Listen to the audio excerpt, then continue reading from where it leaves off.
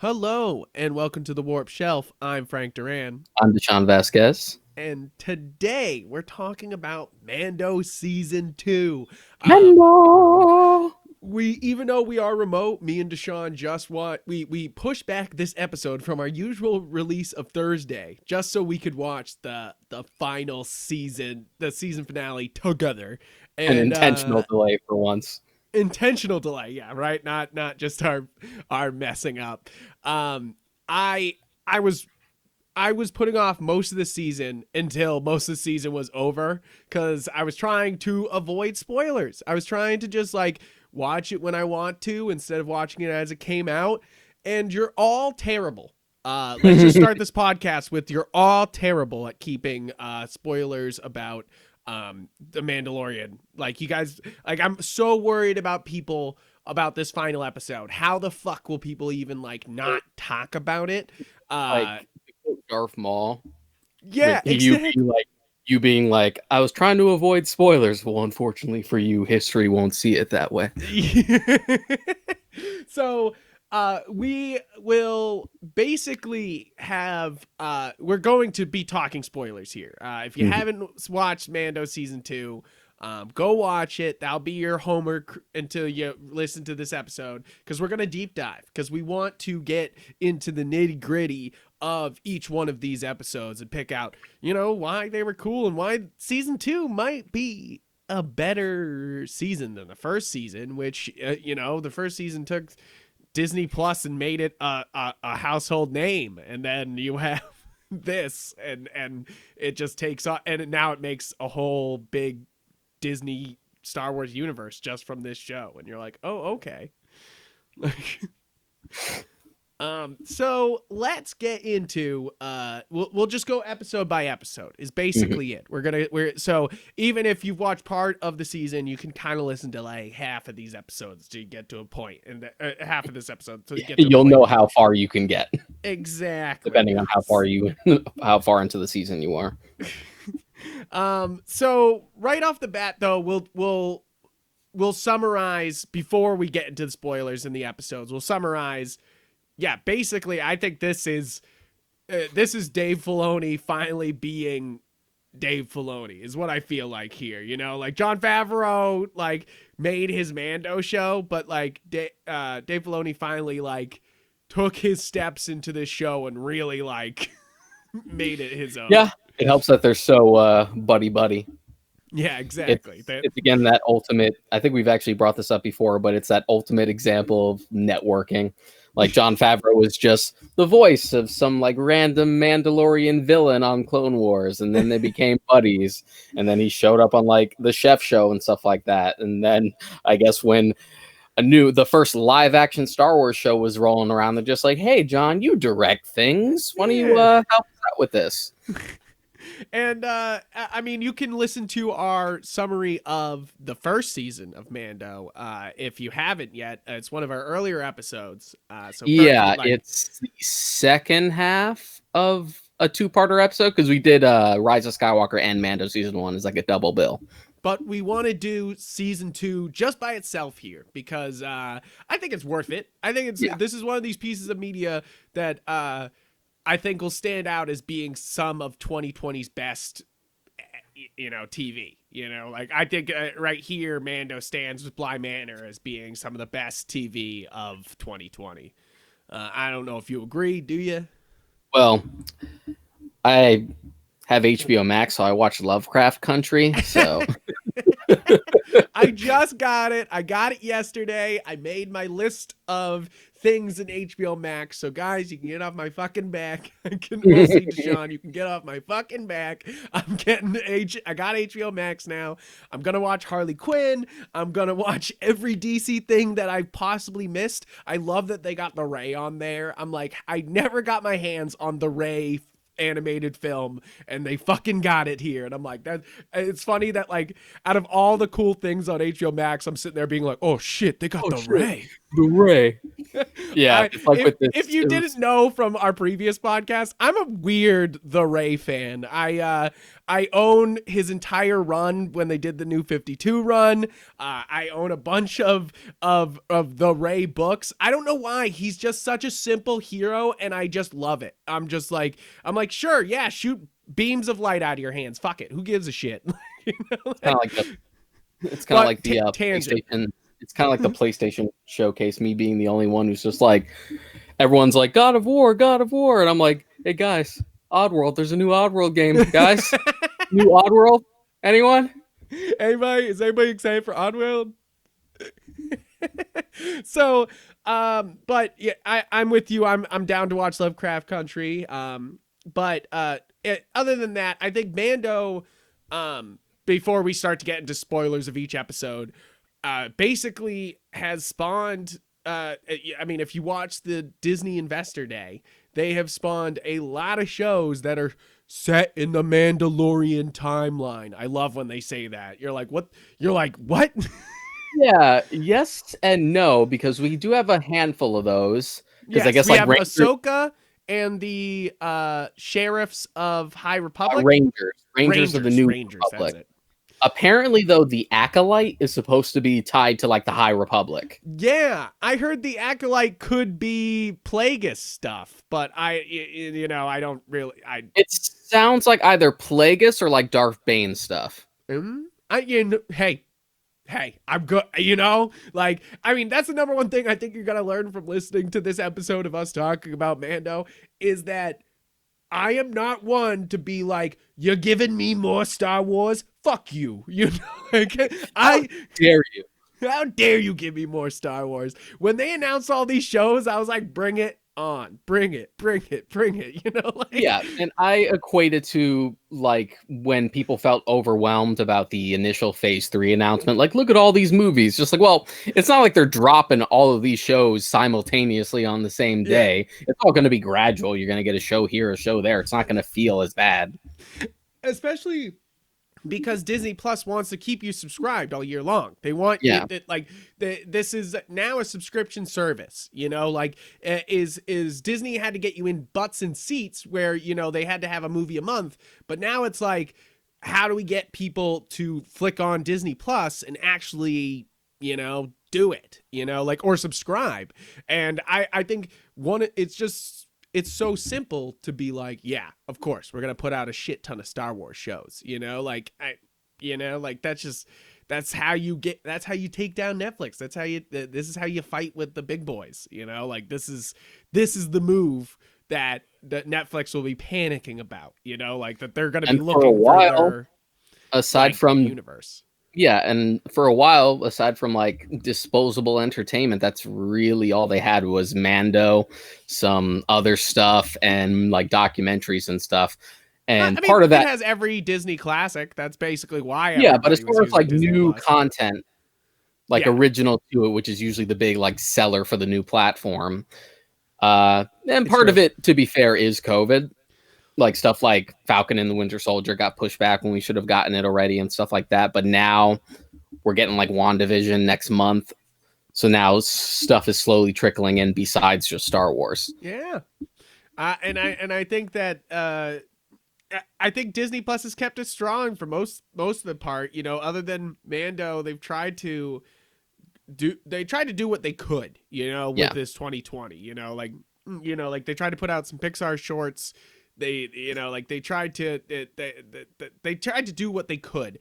But like, this is 2020. What can you do? So that's the great thing about Mando though, is if you didn't know, is that they basically shoot Mando on this crazy green screen set that moves with the camera, basically. Green screen, projection. Yeah, it's projectors. So it's not really green screen, it's projectors. And basically what's great about that is that it can create physical light from the projector the image you are sending on to the backdrop. So that way all the scenes can light the same. And what's great about it is that it's all run by Unreal Engine, which is nuts, like if you're a kid who's grew up playing Unreal Tournament, being Which like, I was. yeah, right, Very like weird to me. I love Unreal Tournament, man. Bring me another Unreal Tournament. Like, I fucking love those games. Just the minute when you opened up a chainsaw gun into somebody's face as they took a corner, you're like, yeah, this is a good game. Yeah, it's kind of like Valve before they made Half-Life Alyx. You're just like, guys, Valve does more than just update Steam. Yeah, not not in a while though. Yeah. Like you sound like they're like, Steam used to make games. They're like, okay, Grandpa, Okay, Grandpa, go to bed. go to bed. Same thing as they're gonna be like, I used to go to a dark theater and watch movies with 50 other strangers, and they're like, yeah, okay, Grandpa. Like. That's what they're going to be like to us, is that we all sit and watch Disney Plus at home for the rest of our goddamn lives. And I hope not. No, I love my movie theater. Please, dear God. Especially in like 20 years when like Disney decides to just buy the rest of the film industry. When they just pull the trigger, they're just like, whatever. Like, there are no movie studios. There's only Disney. Only Disney. Okay, we're done fucking around. No, I'm sorry. Episode we're spoiler time. This is it, guys. We're gonna talk about episode 1. So we come back and we have the Moff Gideon ending. And basically we don't even lose that much of at all any step at all. Like, like the story just like keeps moving. Mm-hmm. And I feel like episode 1 is mostly there to do that, to be like, okay, we are doing the same thing again. Like, don't worry, don't freak out. So we open on some like underground fighting matches between 2 Gamorreans with some vibro axes, and Mando's talking to this real shady character who's John Leguizamo, covered in like heavy prosthetics. Because he's trying to find other Mandos, other Mandalorians. So he directs them to Tatooine. So because we have to have an excuse to go back to Tatooine. Yeah, absolutely. No, it does become important later. And what we find is we sort of get a misdirect. We go into like this, we go into one of these sort of abandoned, I think what's it called, like Mos Pelgos or something? Yeah, it's like this village. One of the 3 cities on Tatooine. Like a mining colony, but now it's like completely off the map because it was raided. And we see this sheriff in town who has Boba Fett's armor for some reason, which we find out is this Boba Fett right here, like. And it turns out, no, it's just Timothy Oliphant playing his, like, I don't know, the 5th Western character I've seen him play. But to be fair, if there was anybody for it not to be, Boba Fett, like when he starts to take off his helmet, I'm immediately like, fuck you, you're not Boba Fett. But then it was Timothy Oliphant, and I was like, I can forgive this. Yeah, because I'm like, Deadwood, Rango, The Good Place, Once Upon a Time in Hollywood, and this. That's 5 I can think of where he's a cowboy. Oh yeah, all the time cowboy. Like, it's just it's what he does. And to be fair, yes, so he immediately does the classic we've all come accustomed to. I'm Mando, I need something, and they're like, I'll only give you that if you do this for me. It's basically like a quest. Like, it's straight up a video game quest, almost for the first couple episodes here, where he's like, oh, I gotta do this thing, and they're like, I will help you do that if you do this. And you're like, all right, I'll kill 10 boars for you. So that classic World of Warcraft reference there. Ooh. Yeah. And in this case, he wants Mando to help with killing a crate dragon that's been roaming through the town and eating banthas and stuff like that. And this is the first time we've had a representation of crate dragons in a live action, like, Star Wars property, because they've been how good it looks. Like, it looks really good the whole time, and like, it's different from what we had like pre-Disney canon, whereas like large crate dragons, if you ever played like Star Wars Galaxies or Knights of the Old Republic or read books, they were more like Or Jedi giant. Outcast, right? Yeah. Yep. Or they were more like giant, like Komodo dragons. Yeah. And for here we go, like classic, like giant sandworm thing. I immediately was like, we were watching this episode together, and I go, Deshaun, is this Tremors with Boba with the Mandalorian and Timothy Olyphant? And you were like, you just looked at me, and I was like, I think this is Tremors with Timothy Olyphant. I mean, it kind of is, or you could argue Dune, because sandworms and the Tusken Raiders are basically basically wearing Stilgar suits. If you didn't know, like Dune was a big influence on Star Wars. So that's, I mean, obviously everyone's gonna jump on me, but I've never done anything with Dune. I've never seen the movie. I've never read the book. I know somebody's gonna be angry about that. I've just never done anything with Dune. I will say this. I didn't like the Dune movie, like the David Lynch one, before I read the book. And then after reading the book, I really don't like it. You're like, God damn it. But the Denis Villeneuve one, the upcoming one, very excited about. I mean, yeah. Blade Runner 2049 director doing anything else, you're like... Mario, Arrival. Yep. Guy's got a resume. He got a resume. But we're getting off track. Hey, it all comes back around. It all comes back. Had to educate you guys in some Dune. In some Dune. So this is pretty much a fun episode. We get to see the Krayt Dragon at like full power. It looks good. The Tusken Raiders are involved. This is a cool episode. I enjoy this more like sympathetic portrayal of the Tusken Raiders that Mando has been doing to like show that they are their own species with intelligence and can be kind, as opposed to like makes Anakin's genocide of them like worse, the more we know about the Tusken Raiders, the more it's like, oh shit, Anakin was savage, this was a culture. It is a culture, but to be fair, they did kidnap and torture his mom to death. Yes. Yeah, I'm not saying he's right or wrong. I'm just saying Anakin put down the lightsaber. But Mando is particularly good, especially this season specifically, about like, it ain't so black and white, which is something that The Last Jedi also did really well.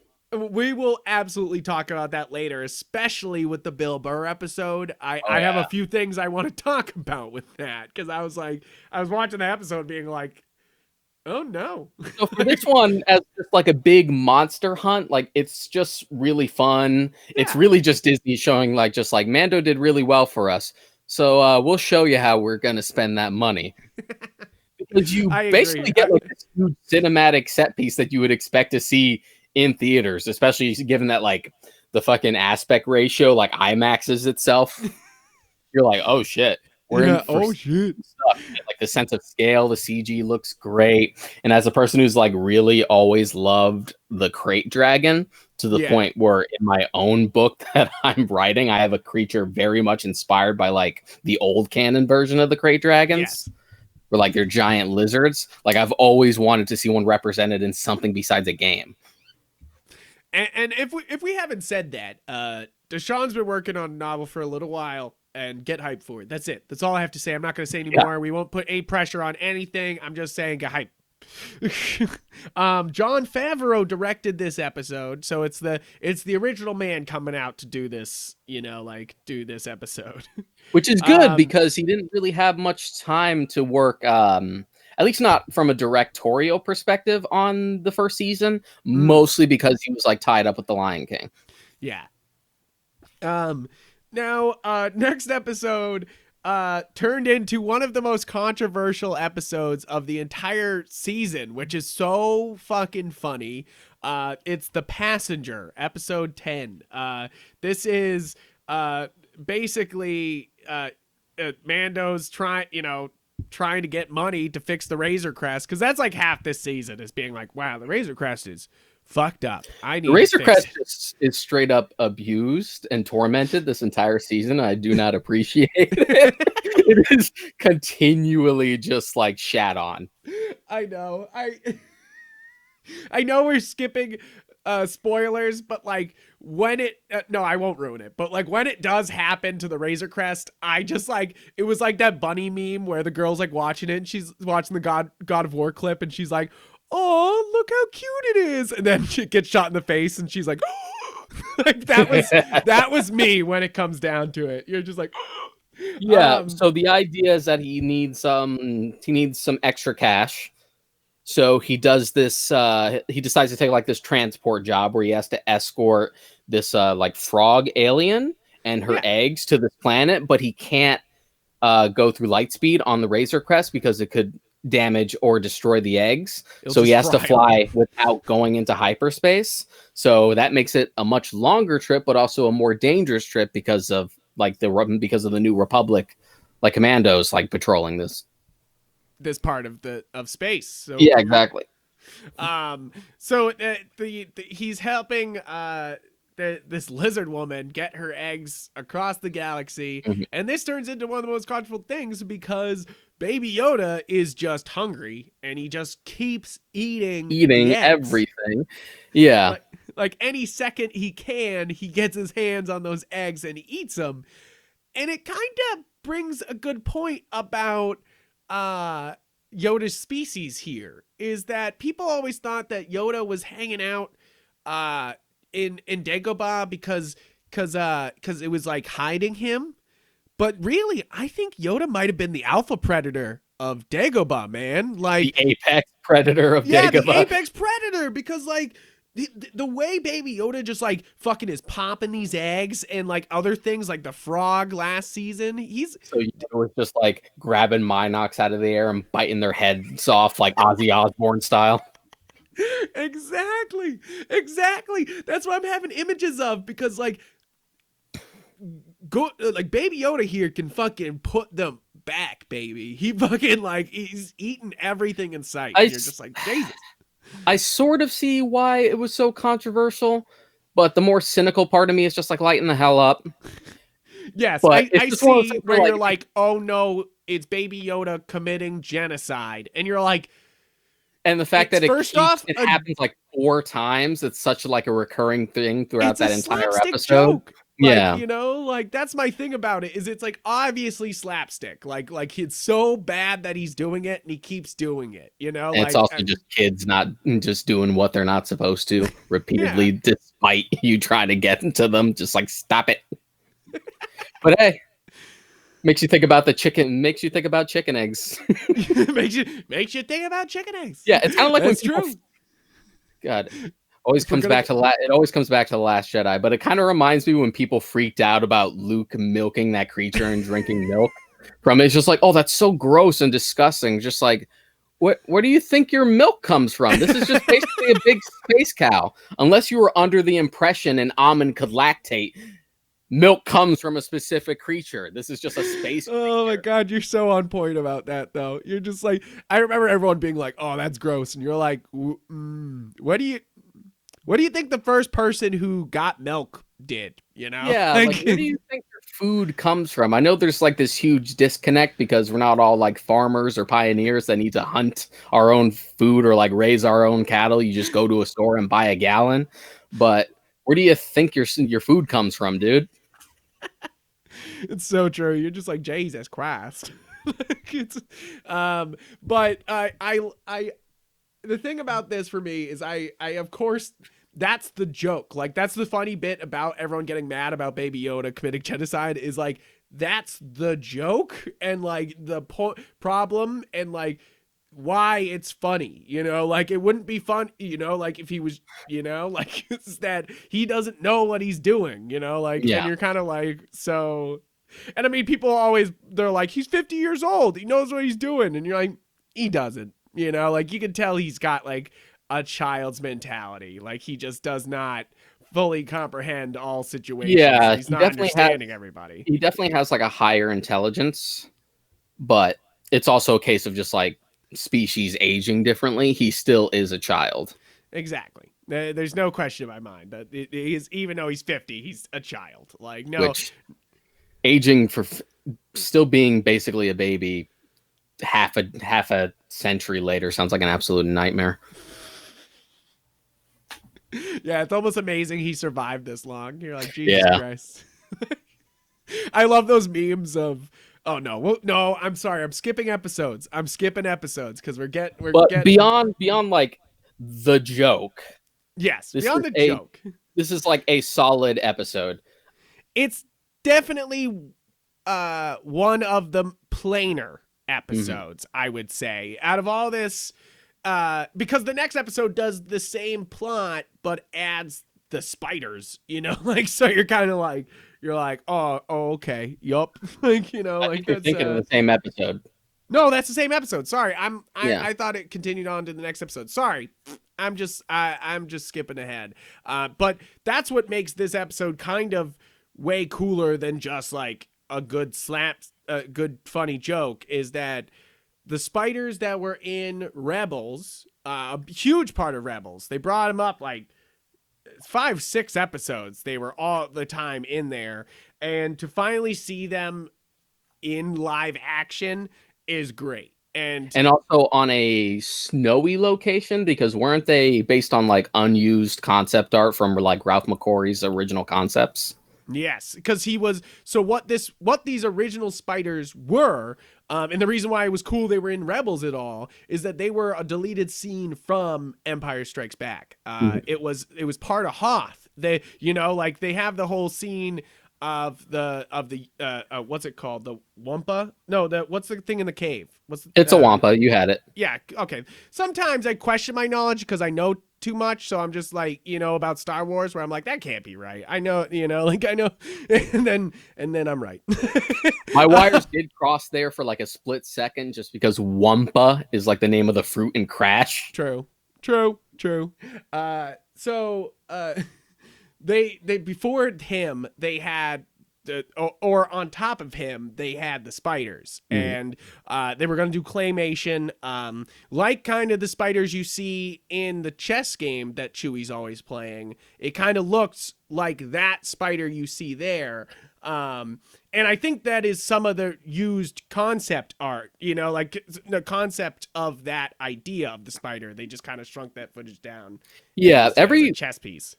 every one of these shows have been pretty good about using every part of the buffalo. So if there's any sort of concept art or anything like that that never got to be executed via the movies, they tend to repurpose it somewhere. Like it goes beyond just the spiders. You have like the Night Sisters were a creature that were supposed to show up in Phantom Menace that they never used. So they got repurposed for Clone Wars. Like most of the Rebels cast are like repurposed concept art for the original cast for A New Hope.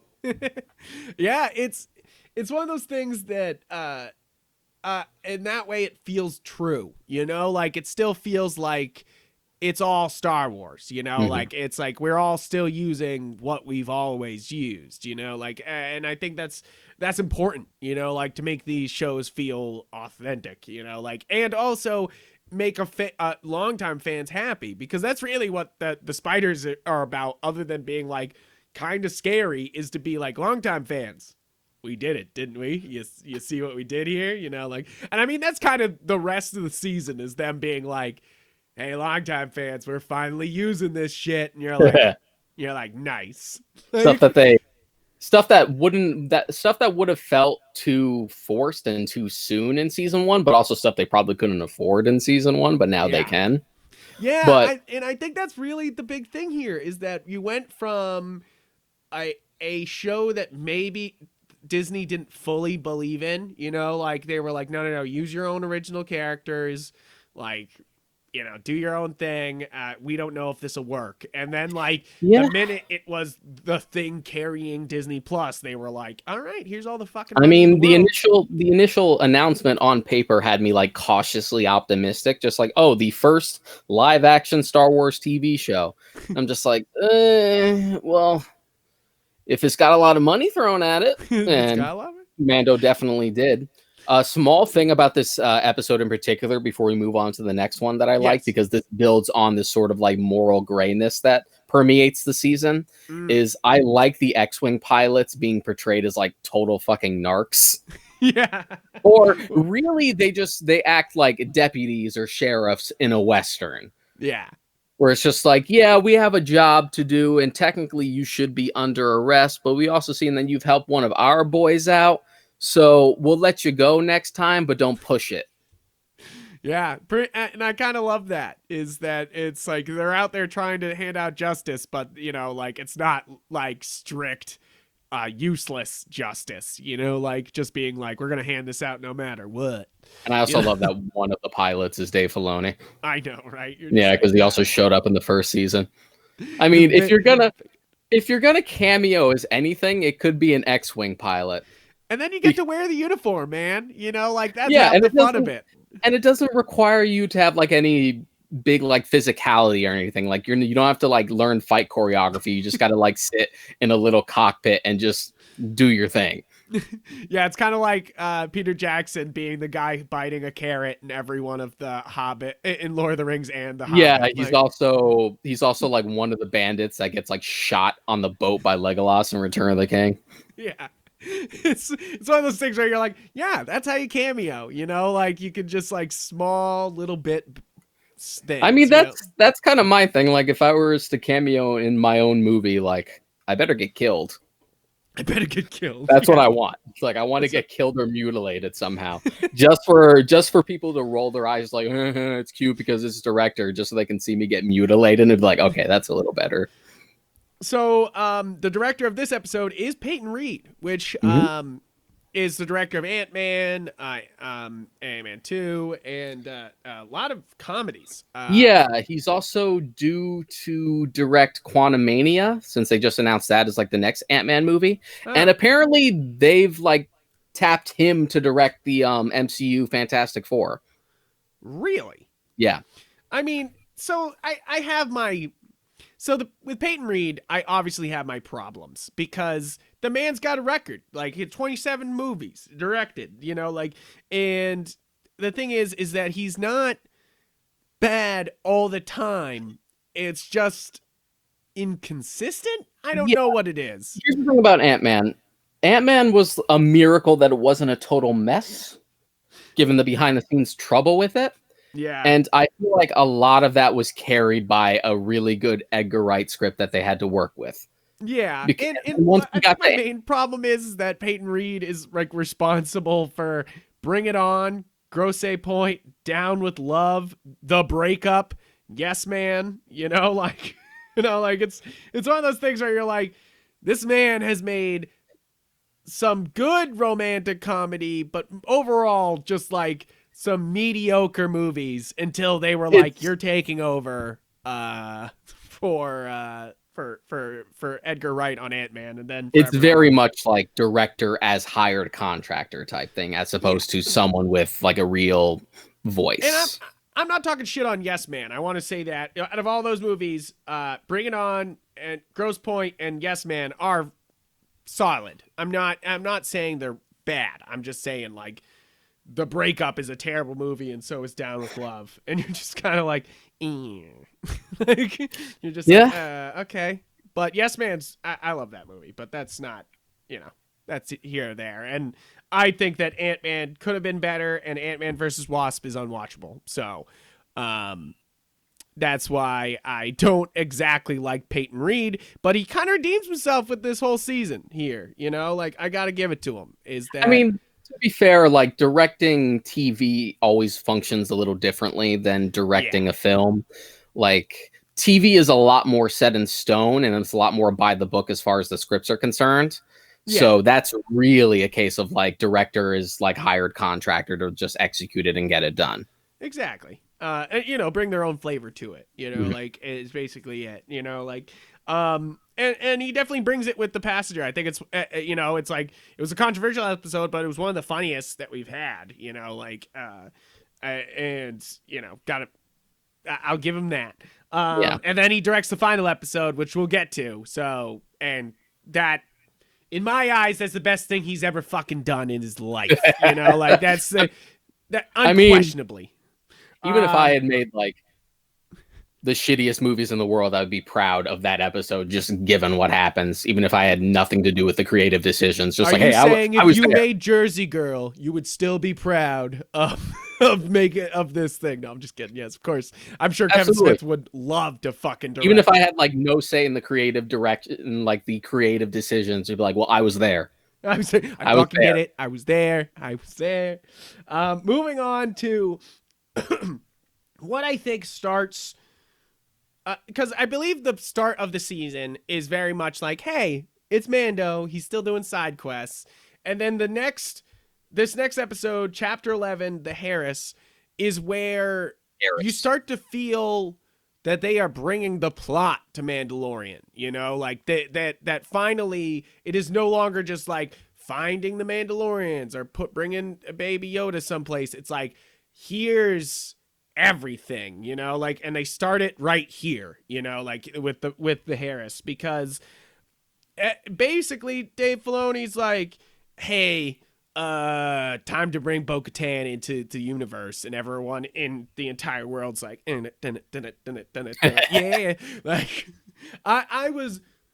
This was one of the things that people ruined immediately before like this was immediate. Like everyone was like, oh my God, Bo-Katan on everything. And I was like, God damn it. So I was excited to watch this episode because I knew she was going to be there. And so we'll do a Rebels episode. We will.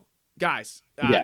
we're Sooner gonna do than you today. might We're think. going to do a whole Rebels episode, but we will not get into Rebels today because I want to go into every episode of The Mandalorian. And besides, Bo-Katan's more of a Clone Wars character anyway. Yeah, she's more of a Clone Wars character. She literally has like one appearance in Rebels.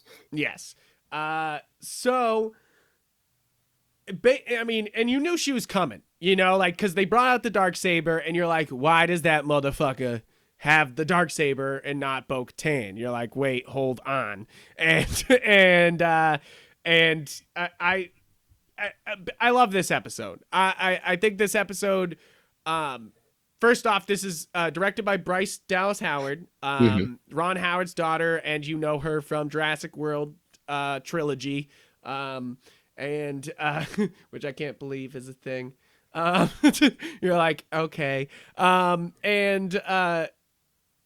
I think first off, I think she's a great actress, and I think obviously she's got chops for directing because she's already done. She did episode last year, and she did the Seven Samurai one. Yes, which was very good. And she's done a bunch of other small directing projects, but very good. She's directing Dads on Apple TV that should be coming out, and a couple other small little things. But really, I think she flexes here. She really shows off that like that she can direct an episode and make it epic and really apply her style to it, because she could just be like her dad, you know, like do the same shots as Ron Howard, you know, and she doesn't. I think her directing style feels different than Ron's does. And she's not afraid to throw in a Dutch angle, you know, which is, Ron Howard stopped using Dutch angles after the Grinch. He was like, I'm done. Look, He's like, I did them all. I'm good. Anything can be improved with a little Dutch angle. Just never go full like Kenneth Branagh first Thor. That's when you have an addiction and you need an intervention. You need to seek help. Oh my God, guys, it's been a while since you've seen the original Thor. Like that whole movie. Shit. That whole movie looks like it's about to slide off itself. It's like, and then Like it's the about to next shot, tilt. you're like, Jesus Christ. You know? Yeah, it's ridiculous. But as far as like this episode is concerned, beyond just like the novelty of bringing Bo-Katan in and having her like live action. So that's why I forgot to say and I think are you about to say it, that this is the same voice actress? Yeah, I was about to bring that up. Sorry. And another thing. Go ahead. Yeah. Sorry. So in Clone Wars and Rebels, by extension, she was voiced by Katie Sackhoff, and they actually brought her on to play her in live action here, which makes sense. Katie Sackhoff, the character was based off her in the show, you know, like it kind of looks like her. Yeah, it you looks know? like her. She has the physicality, which is more than I could say for like Ashley. I think her name is Ashley Eckstein. We'll get to the Ahsoka stuff later. Yeah. While she voices Ahsoka, doesn't necessarily have the physicality for Ahsoka, so it makes sense that they went with something different.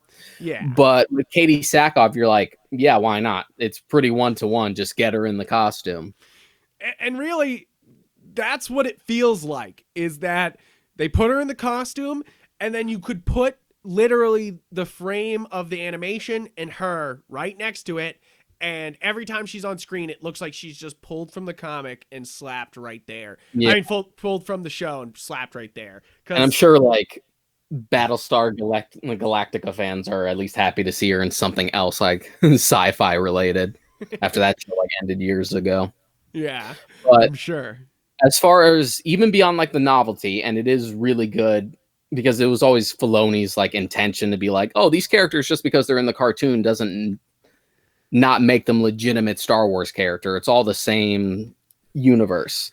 Yeah, because I feel like one of those things is, and I think that's him coming into power at at Disney Star Wars, is that because before they were like, yeah, Ahsoka stays. Like Ahsoka stays in the cartoon, like we don't, everybody stays in the cartoon, like nobody moves. That was even in the Lucas days where like he was a lot more heavily involved with the franchise.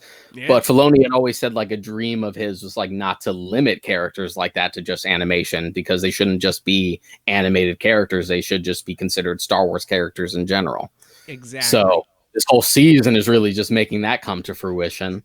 But again, beyond the novelty of Bo-Katan, like having her live action debut, from a continuity perspective, I like that this sort of cleans up questions I had back in season 1 on like the way Mandalorians are portrayed in Clone Wars versus the way they're presented in Mandalorian season 1.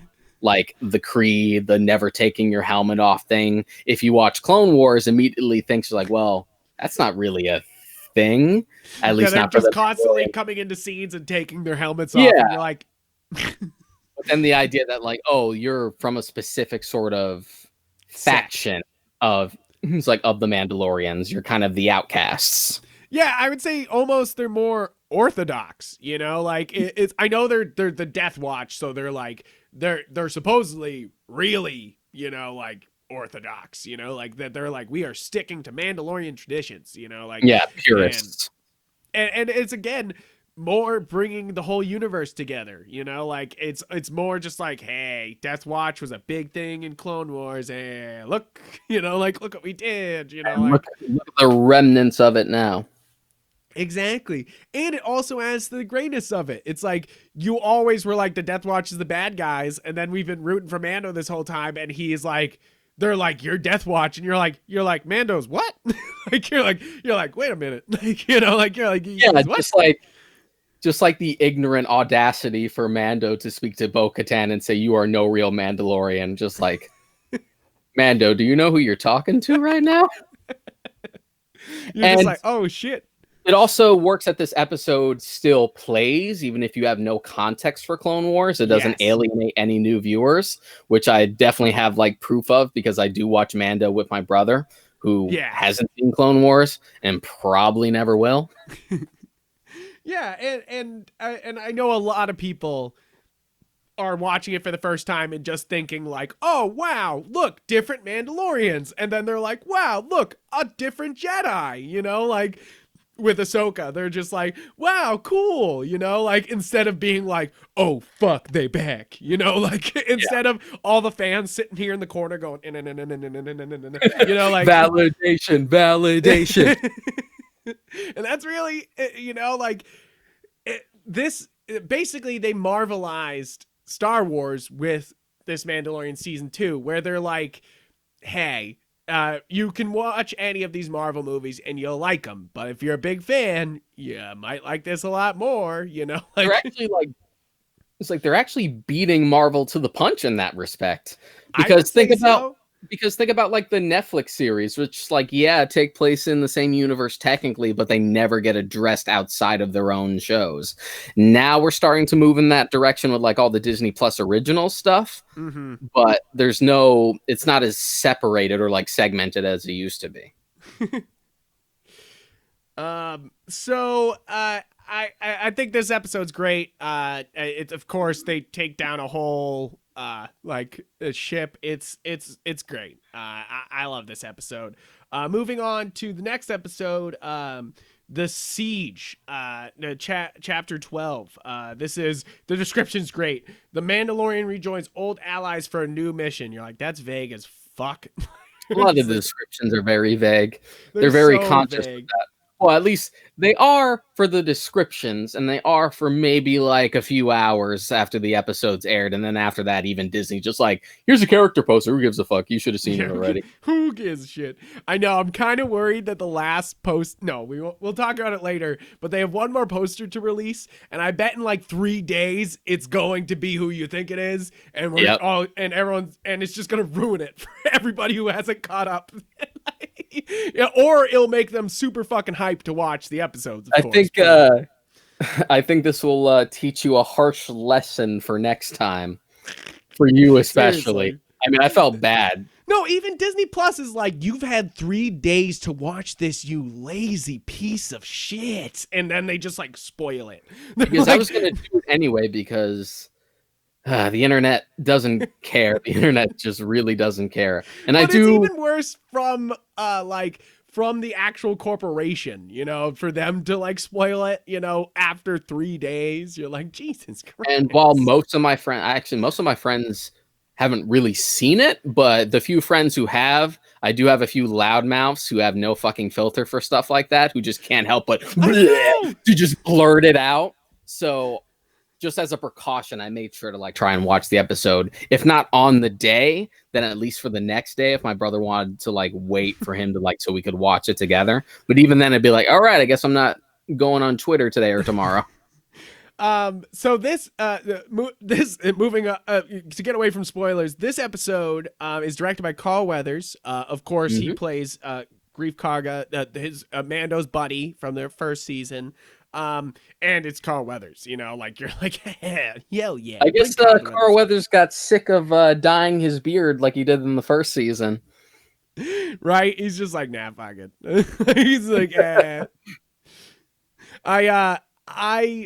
this episode's really good.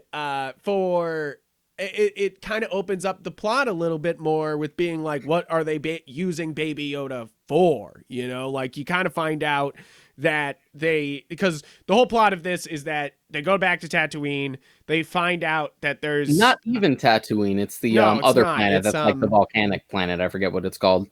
Yeah. And they basically, it's like we have Carl Weathers, Cara Dune, and who's the other guy, the alien worker? I don't even know if he has a name, but the guy who's like with them the whole time. Who's the guy who Mando captured in like the beginning of the first episode. Yeah, and this episode is kind of shows off like what the original cast can do, you know, like with it's kind of a like, hey, look, like we're gonna introduce Bo-Katan the last episode, but like we still love our original Mando characters, don't worry, you know, like especially since we couldn't go to as many places in the first season. We were on that planet for like 4 episodes out of an 8-episode show. That's half. Yeah, so it's nice to be back, and it's also it's an action-packed episode, you know, like it's Mando and Carl Weathers and Cara Dune just like breaking into a Empire facility, you know, like before it blows up, you know, pretty exciting little episode. This episode is famous though for the Plaid Shirt Guy. This is the big meme that happened where in a shot, guy.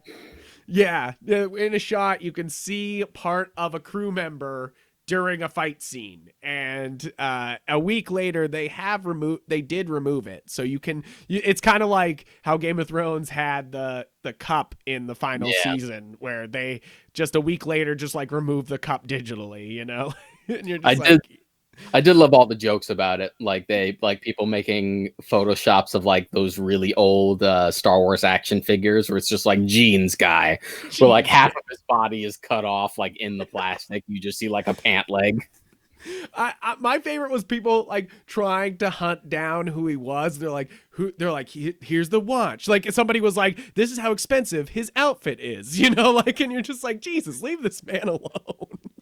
It's just a crew member that just fucked up like this much, like, and of course people will be like, why didn't they catch this? And you're like, it's such a blink and you'll miss it thing. Like if the internet had not pointed it out, I would not have noticed. It's like I scanned the frame like that and I maybe would have seen it, but like because the internet told me, I of course was looking for it, like, I was like, where's that motherfucker?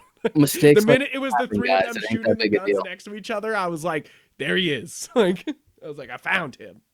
And I mean, that's the funny part is that like this episode's good, but the meme out past the episode almost, like the meme of Jeans guy really like took over this episode in its entirety, like, and you're just kind of like, okay. So I mean, this is a good episode, but obviously, the last episode ended with them saying, "Go find Ahsoka Tano," and like how long can you delay that? Yeah. I do want to address one complaint that I often hear with the show, where if any episode doesn't like progress the plot in any meaningful or like huge way, people like cry filler, and it drives me nuts. Oh my god! Yeah, because the show please tell them about what filler is. Dragon Ball Z super fan Deshaun Vasquez, please. Just Dragon Ball fan in general. Well, if we're talking anime, it usually refers to like anything that's not a part of the original manga because they're padding out for chapters because they caught up. In a general sense, it's just like it's literally like what it says on the tin. It's filler to like pad things out in general.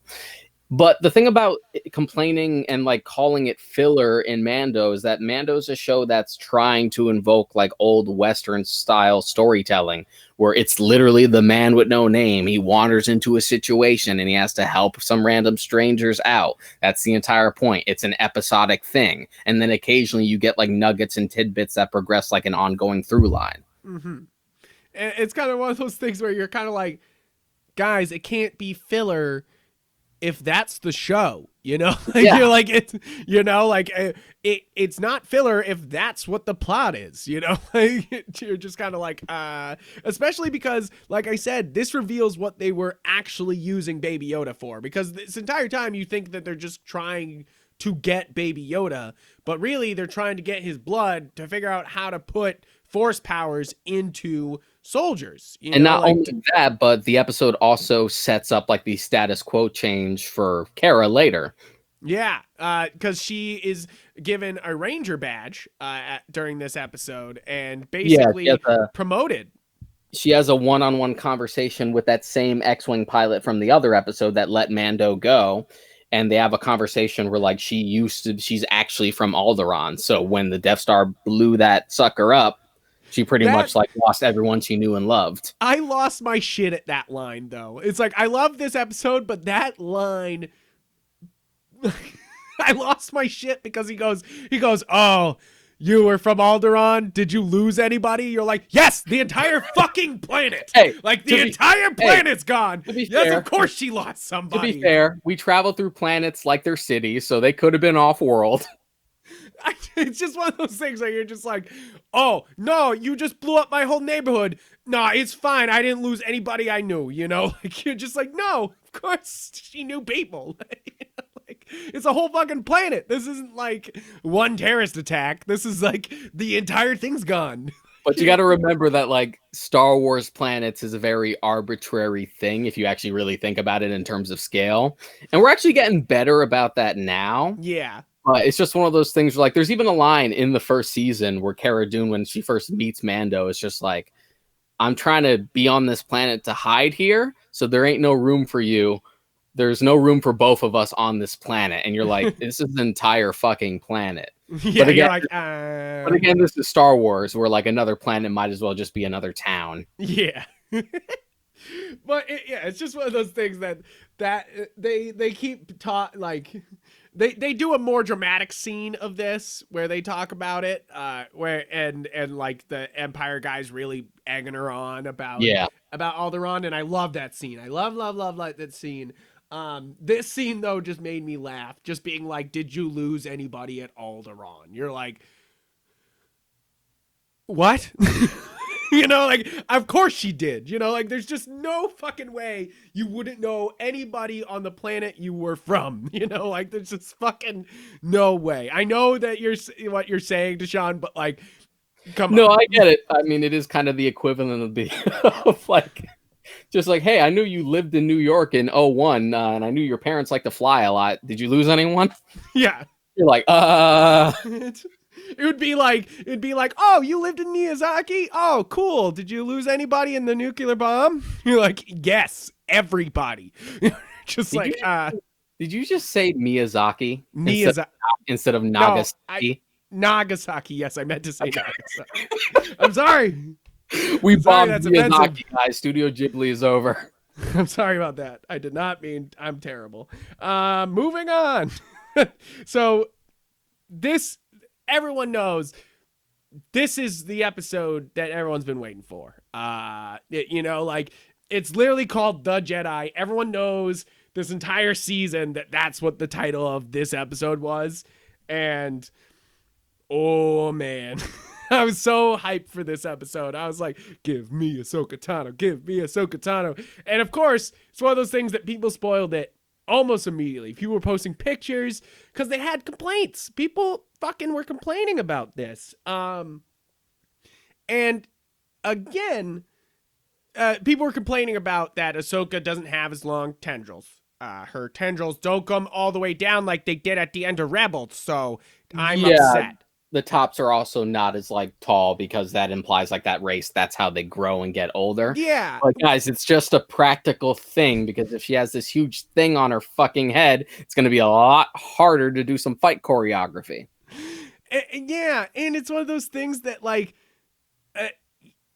it's a TV show, guys. Yeah, it's just one of those like really pedantic, like really, really stupid nerd things that like you can bring up and be like, yeah, this kind of bothered me, and then just move on. You'd be like, yeah, but it doesn't affect anything. It's just a nitpick. And that wasn't the main problem people had. Like, of course they changed it, and you can be like, hey, that was animation. This is not. Yeah.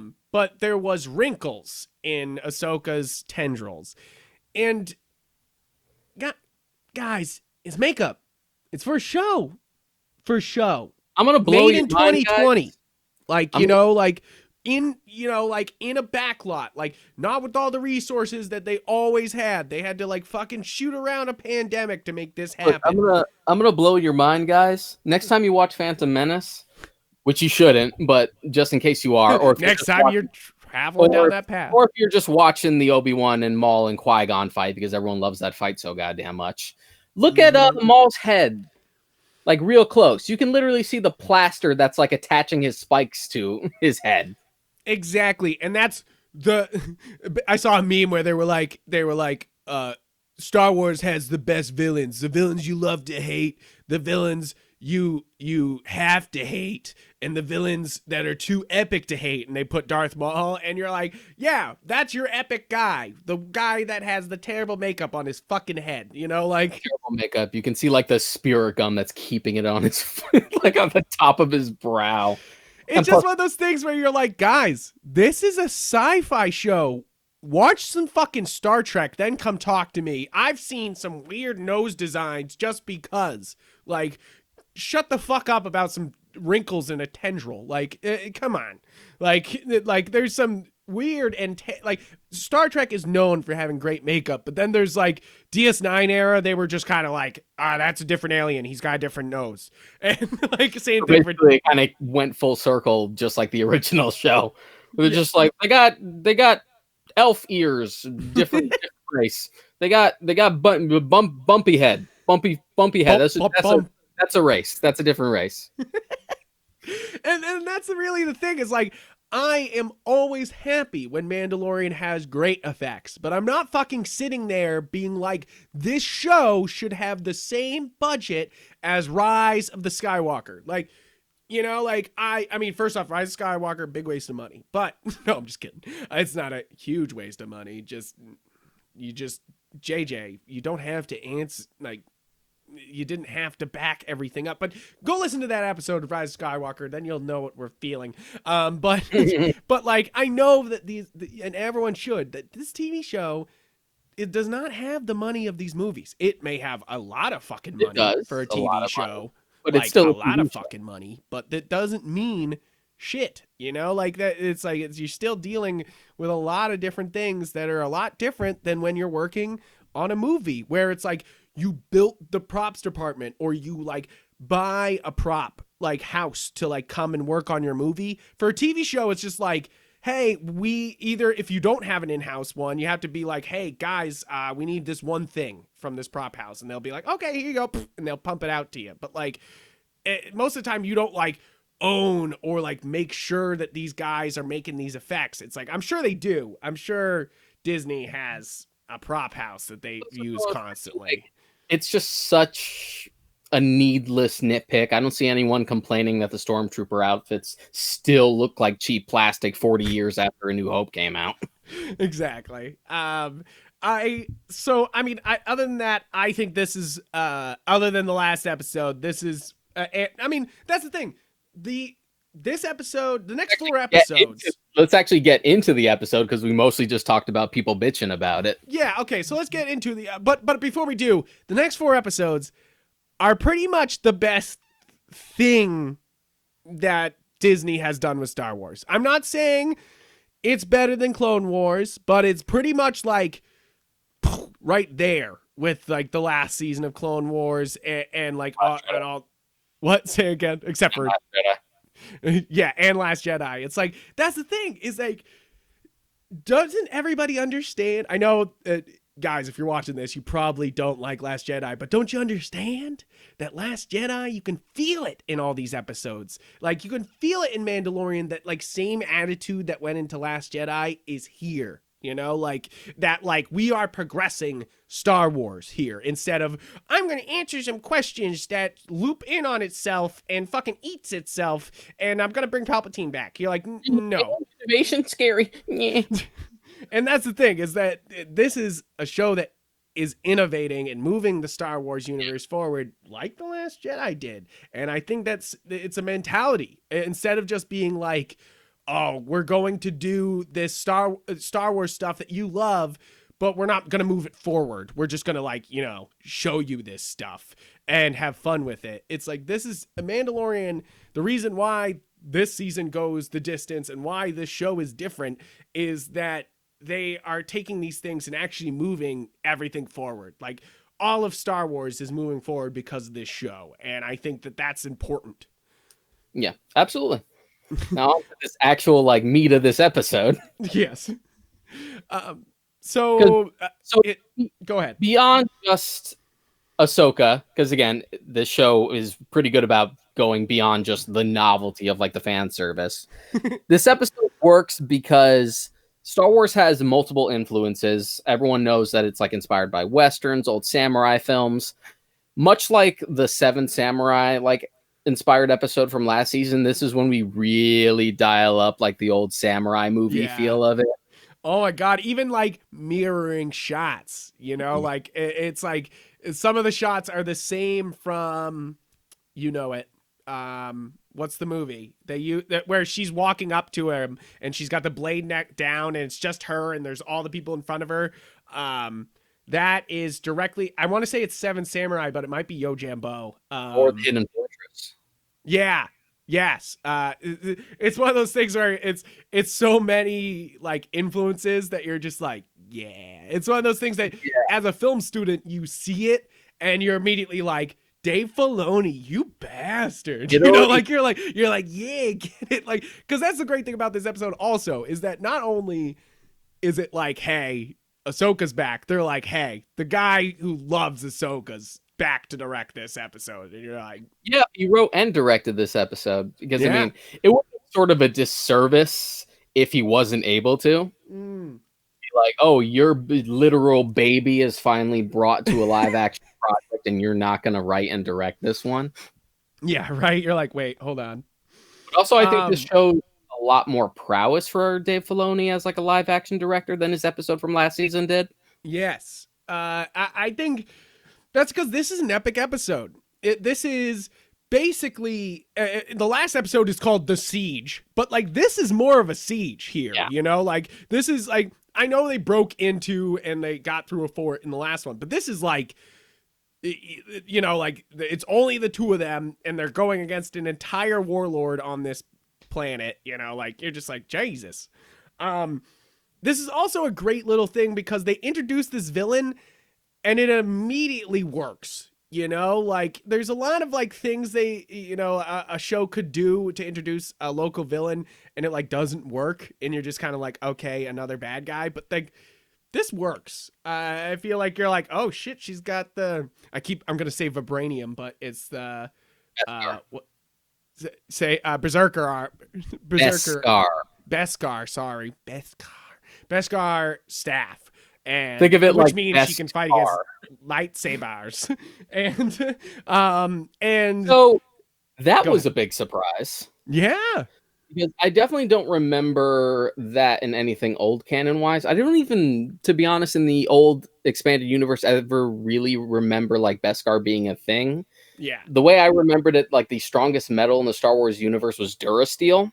But I could be wrong. But as far as Beskar is concerned in the new canon, the fact that it is strong enough to repel lightsabers is a kind of a game-changing thing for the franchise going forward.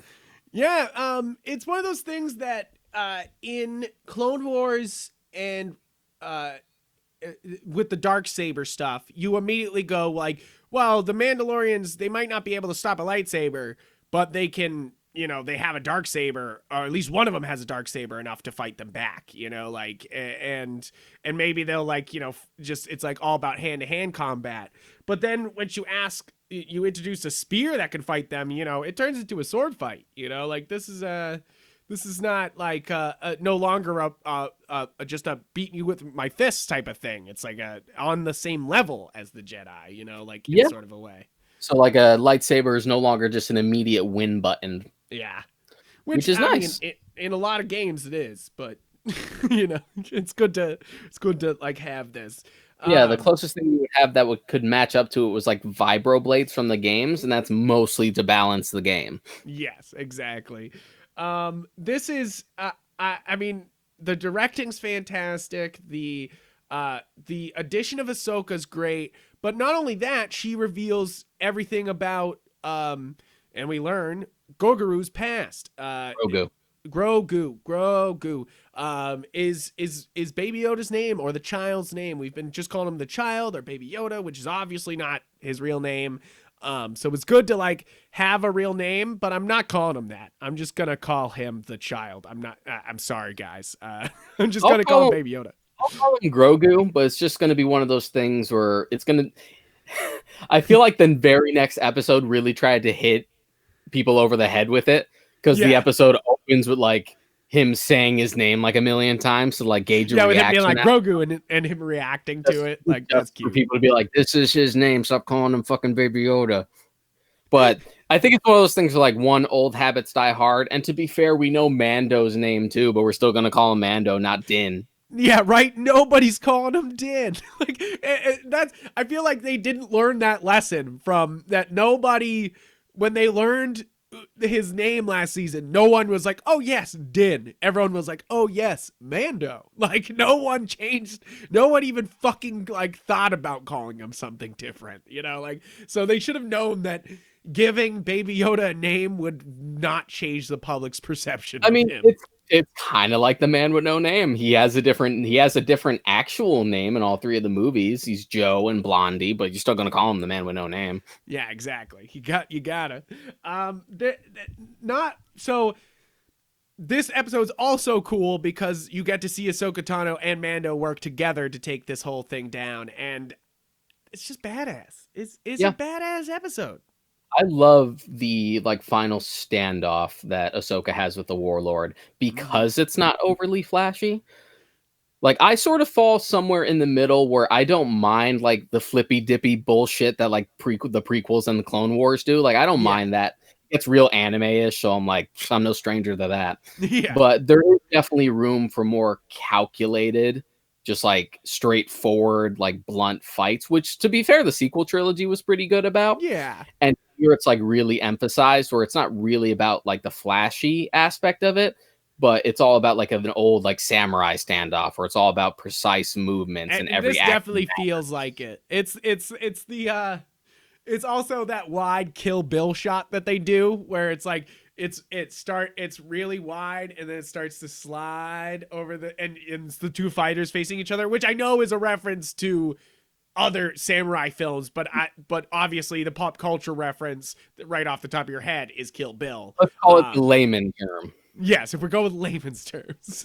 I like that. That should be our spinoff podcast, layman's terms. No. The spinoff has to be uncultured swine. We have to teach people how not to be uncultured swine. I think that would be a good. I think we do that already. Doesn't need its Yeah, own I'm pretty sure that's pretty much the entire point of this show. But also a minor thing that makes me happy, even though it doesn't really bring too much to the actual episode, is I love Michael Biehn and I miss seeing him in things. So I love that he was in this episode, and it just made he's so good. He's so good. It just made me miss him, seeing him in movies.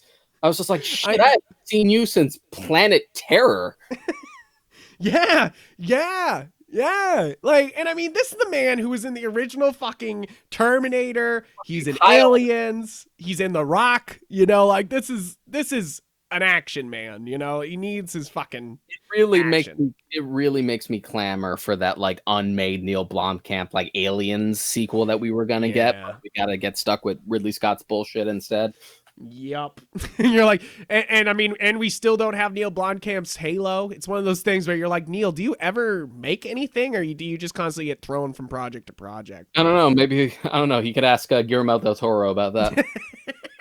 I know they're like the most talented dudes who just keep being like, the studios are just like, hey, take this guy, whack, you know, like, and they're like, oh, yeah, over here, whack. Fucking Brian Fuller is that for TV shows. I'm like, could you just let these beautiful artists just do what they want? It's true. So I think this episode's great. I love the samurai influences. I think number one for me, you can complain about how Ahsoka looks, but fuck, the lightsabers look so fucking good, man. What do I gotta complain about when Ahsoka's lightsabers look that good? Like, you know, like that's all I wanted. I mean, they're basically her same lightsabers from Rebels, but Mando doesn't have the Rebels problem where the fucking blades are way too thin and look like they're brittle. Yes. And I think that it's just one of those things that Rosario Dawson did a great job, you know? Yeah, that was always a good casting for the character because I know people were sad that like Ashley Eckstein didn't do it, but again, she doesn't really have the physicality. Yeah. And just throwing Rosario Dawson out there because she was sort of like a fan want anyway. She was like a fan casting for years. Yeah. Like I think me and you said that way back when, before this was ever like a thing. We were like, oh yeah, Rosario Dawson would be a great Ahsoka Tano. I think we like said that in an episode. Even beyond how good of an actress she is, she already has like the likeness down. I'm like, yeah, that looks like Ahsoka. She looks like Ahsoka. Exactly. You're like, that looks like a grown Ahsoka. And first off, Rosario Dawson's you know, like so many good movies. Like that's for me just an endlessly good actress. And I know she's got some controversy behind her, but like I think that she is one of those actresses that has made her mark on the industry and will continue to. And I think with Ahsoka being a show after this, she will change Star Wars. You know, like I'll say this right now. I think that Ahsoka is one of the best Star Wars characters that they have introduced, hands down. Like, yeah, this will definitely be something to elaborate even further on when we talk about Rebels, Yeah. because there is an interesting point about Ahsoka's like reoccurring appearances that I do want to bring up as a discussion point, but we'll save that for like talk about Rebels. Okay. So and Also, go ahead. because I felt like we were about to move on to the next episode. Okay. I did enjoy, which is another thing we'll get more into with Rebels, the Thrawn name drop. Yeah, right. You're just like, oh shit. And I mean, it also, I feel like that's great because you know that they can continue to do Mando for a while. When they bring up Thrawn and we haven't even seen Thrawn, you know, like you're like, oh, that's the big villain here, you know, like this is like, and if him for, so if this is placed, so the thing with Thrawn, bringing up Thrawn, is obviously this dates the movie, you know, like I mean the show. It puts it somewhere in this timeline where after Return of the Jedi and before Force Awakens, because this is before the First Order, and it seems like the First Order might be completely different than even these Empire remnants, you know, like they might be the First Order might be like zealots comparatively, you know, like even though they do seem like the Empire, it's They like essentially function the same way, especially in the two Abrams films. yeah, and it's one of those things that that means that Thrawn's a big bad guy, but he has to.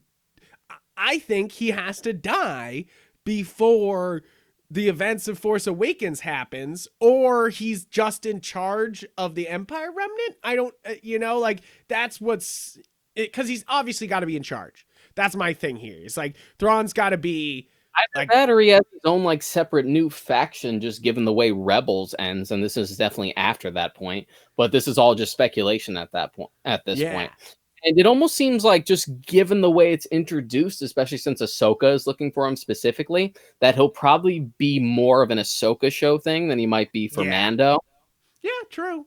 And then we'll get like a Defenders thing where they'll combine all the Star Wars Mandalorian shows to like take on Thrawn one episode. I'm sure they'll do that. No, I'm just kidding. This ain't the CW. Fuck that. They ain't doing that shit. A yearly crossover that we don't have the budget for.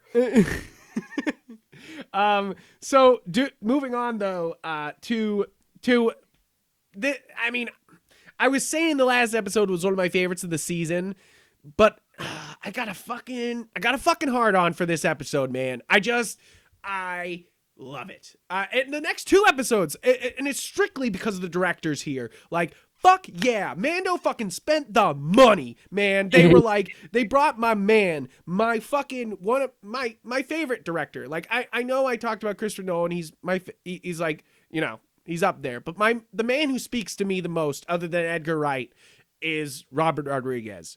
And for them to be like, we brought Robert Rodriguez to direct this episode. He was kind of last minute, but he was brought in to direct this episode. I'm sitting there going, yes. This is going to be fucking action-packed, you know? Man, I was just relieved to see Robert Rodriguez direct something that's not a shitty kids film. I was just like, oh my God, old school flavor. Robert Rodriguez just fucking getting it done.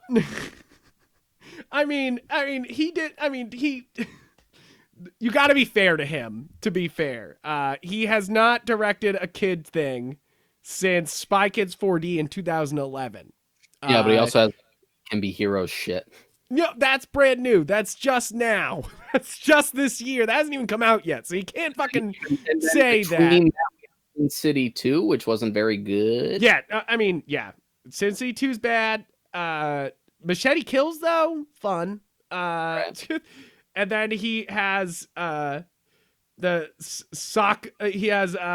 From Dusk Till Dawn, the series, and then Alita, which was his last big film. I still haven't seen that yet. And I also haven't seen Red 11, but I don't know. I think that was like a special movie or something like that. It was like part of a show where he like taught the kids how to direct for really cheap, and they directed Red 11. I don't know. I'm not saying that, man. Robert Rodriguez. Before we move on, the reason why I love the man is that El Mariachi and Desperado are, first off, some of the best action movies ever, but also just like, he speaks to my heart with how he makes his movies, you know, like it's just how it is. And I always have this book right here, Rebel Without a Crew. One of the best filmmaking books. Like, I know we don't talk about filmmaking books that often on this show, but like, if you want something that will like inspire the shit out of you, Rebel Without a Crew, you'll be running outside with a wheelchair directing movies in like 2 days. So do it. Read it. But I love Robert Rodriguez. I think that I'll watch anything he puts out. It's one of those things where I'm just like, oh, is that Robert Rodriguez? Sure, yeah, let's do it. You know, like, I know you're saying Powers is not gonna be good, but I'm fucking watching that shit. Like, I'll watch that shit. Let's do that. And it even says here he's not directing that, so he might just be writing that Powers show. But we'll see. we'll see about that. But okay, off my Robert Rodriguez rant. This is what I wanted. I wanted Robert Rodriguez to direct one of the most action-packed episodes of the season, and he delivers. You know, so they're told by Ahsoka Tano, go to this one planet. It's got a old Jedi temple, and how do I say his name? Say it. Grogu can contact a master this way, because for some reason Ahsoka Tano's like, I can't be the master of Grogu. He's too old. You're like, he was at the Jedi temple. You can't pull a Qui-Gon with this. I don't remember her saying too old so much as like he's too attached to you. Yo, he's too attached to you. And there's the potential for like the dark side there. And given her experiences with that up until now, I could see her hesitation. Yeah, I can see that. Now, so the great thing about this episode is you have him obviously he goes to the planet, the Jedi Temple. You think nothing's going to happen because we've only had like little force pushes, keep backs, you know, like little force things from Baby Yoda. But the minute he sits on the rock, it activates.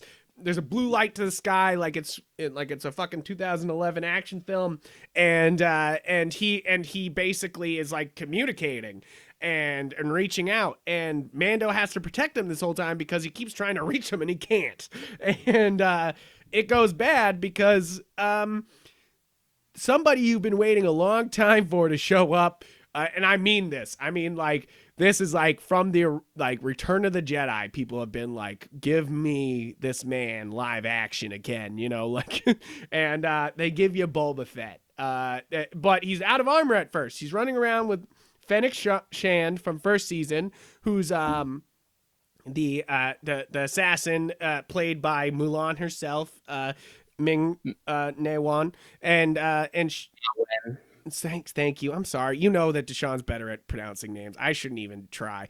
And that's where we need a little game where like I take all my little stupid fantasy names from the book I'm writing and try to like get you to pronounce them with no context. I'll give it a shot. It won't be pretty. That's all I'm gonna say. But basically, this is an epic episode because not only is he trying to stop, you know, like Boba Fett from stealing his armor back, he's also trying to stop the stormtroopers who just start showing up, and Moff Gideon pulls up with a Star Cruiser overhead, and it's basically like they're cornered, you know, like the what can you do? I love this. This is one of those things where you're just like, yeah, this is what this show was made for. Is for this type of like fun fan service, is this type of shit. Because you can't have, the thing about this is I feel like this is perfect. This is better than a Boba Fett show by himself. This is better than like, I mean, I still would have loved the Boba Fett game that they were working on before Disney bought LucasArts. I think they called it Star Wars 1313. And it was basically on Coruscant, and it was Boba Fett, Coruscant, and it was on a croissant. It was on planet Croissant. Croissant. I got so many flaky layers, but that's true though. Coruscant has a lot of layers, and it was supposed to be like Boba Fett, like hunting through Coruscant, like picking people off. There's footage. There's game devs on Twitter who will talk about this. Like, this is a game that was actually happening that they stopped when they bought Disney, and it's kind of like after watching this season, you're kind of like, give us a Mandalorian game. You're I like, will begrudge Disney for that, and I'll begrudge EA for just having the Star Wars license in yeah, general because of their track record up until now. Fallen Order's pretty good, but Fallen Order's pretty good. I will never fully forgive them for canceling like Pandemic's planned Battlefront 3, which was going to be huge. Yeah, yup, and then doing whatever they're fucking doing now with Battlefield. And I don't care because it's not good. I've played it. It's not good. So what's great about this is what I'm trying to say is that this is the perfect way to introduce Boba Fett as like grown Boba Fett again into the series, because of course we've had Boba Fett before. If you've watched Clone Wars, we have young Boba Fett. And first off, great set of episodes. If you haven't seen those episodes, I love them. It's great to see Boba Fett back, and it's good to see him like be cutthroat because he's like an orphan, you know, like he's just like, he lost his dad, and now he's being raised by other like cutthroat bounty hunters. So you can see why he would become the bounty hunter that he was at least known by reputation wise. And if you read the extended universe, not if you're just going by the movies, where he just kind of says 2 lines in Empire, Vader does all his work for him, and then he dies. and then he dies, but he doesn't really die. And I think this is the best way because first off, this is years later, so you get an actual grown, like you have the same actor who played Jango Fett playing a grown Boba Fett. Tamura, I think that's how you pronounce his first name, Tamura Morrison. Yes, that is how you pronounce his name, and I don't know why. I'm very sure about that. But it's one of those things where Jango is one of the best parts of. I mean, some of the only good parts of Attack of the Clones. Attack of the Clones is one of the worst movies ever made. Well, it's because it's actually just like, what if we took the concept of Boba Fett and made him cool beyond just having a really cool looking outfit? Yeah, and we basically built an empire just based on how cool Boba Fett's outfit looks. Exactly. They're just like, isn't that dope? No, isn't that dope? No. This episode is just great because it feels so perfectly timed. It feels so it just feels right to, this is the way to bring Boba Fett like in, you know? It kind of like hilariously overcompensates because Boba Fett has never been this cool in like anything but books ever. But I'm not knocking it.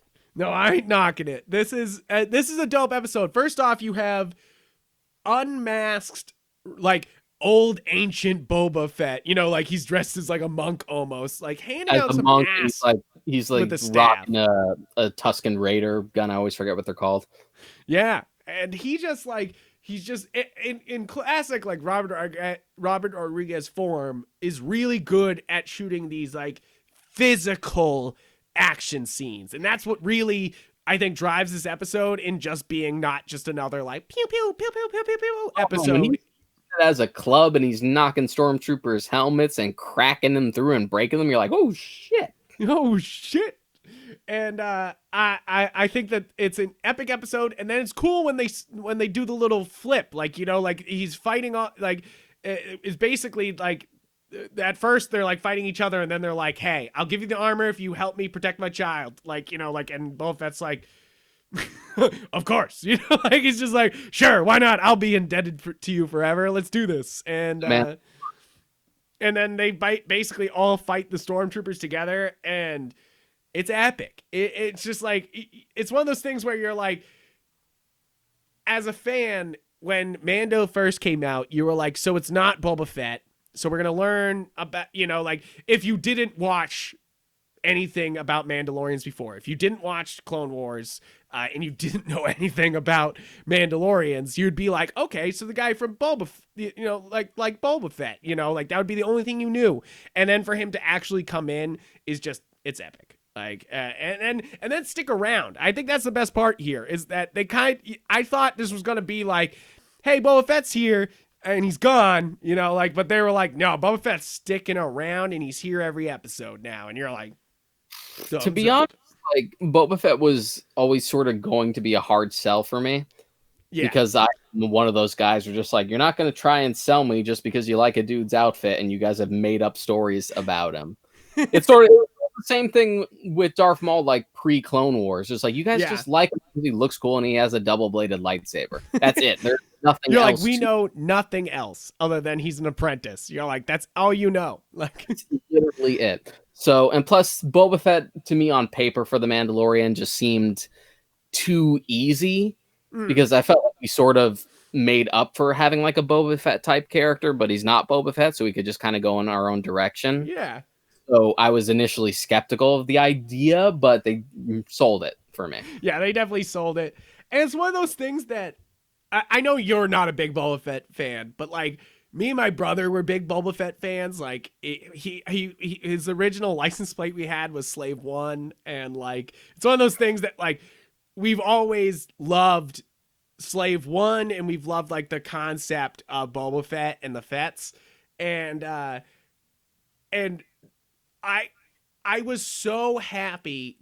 I know we've been talking about later points in the episode, but the minute I heard Slave One enter the fly by, I didn't have to see it. They do this moment where you hear it and then he turns and then you see Slave One fly by. And it's one of those things that I heard Slave One and I know the sound of it, that I was like, oh shit, is that Boba Fett? I was like, oh fuck. Oh shit. And then to see him fly by, I was like, yes. And then I think they delivered here. They bring out Boba Fett. They obviously they put the armor on him and it doesn't fit, which I love too, because it's one of those things where you're like, this is 20 years later, why would that still fit? And the compromise is that he basically has a new outfit as well, because he basically just has the cuirass and the helmet and some like the pauldrons and stuff like that, but the rest is just more or less that same the same robes he was wearing up until that point. So he basically has a new undergarment for it. Now I think that this is a lot of action here, so there's not much more to talk about other than Boba Fett's I'll help you find the man. I'll help you find Baby Yoda and Dark Troopers. We finally get full footage of the Dark Troopers. We had some teases of them before, and now we actually get them flying out of a ship, coming down and stealing Baby Yoda. So in the siege, when they had shown them just in their little waiting pods and stuff like that, my first thought was Dark Troopers? Dark Troopers? We gonna canonize Dark Troopers? That's exactly what happened, so that made me happy. To be honest, the new canon that Disney's established has pretty much ticked most of the boxes I've wanted for EU validation. To be honest, few things that are left are incorporating Mara Jade somehow and Darth Revan, which for me, I need more Jedi Temple. I know, and I know we'll get it, but it's one of those things where I'm just give me more Temple. I want Luke training people. I want Old Republic shit, which I imagine High Republic would be the equivalent to that, but I want Revan to be canonized, which sucks because he originally was going to appear in Clone Wars, but Filoni was just no, we don't have room for him. No.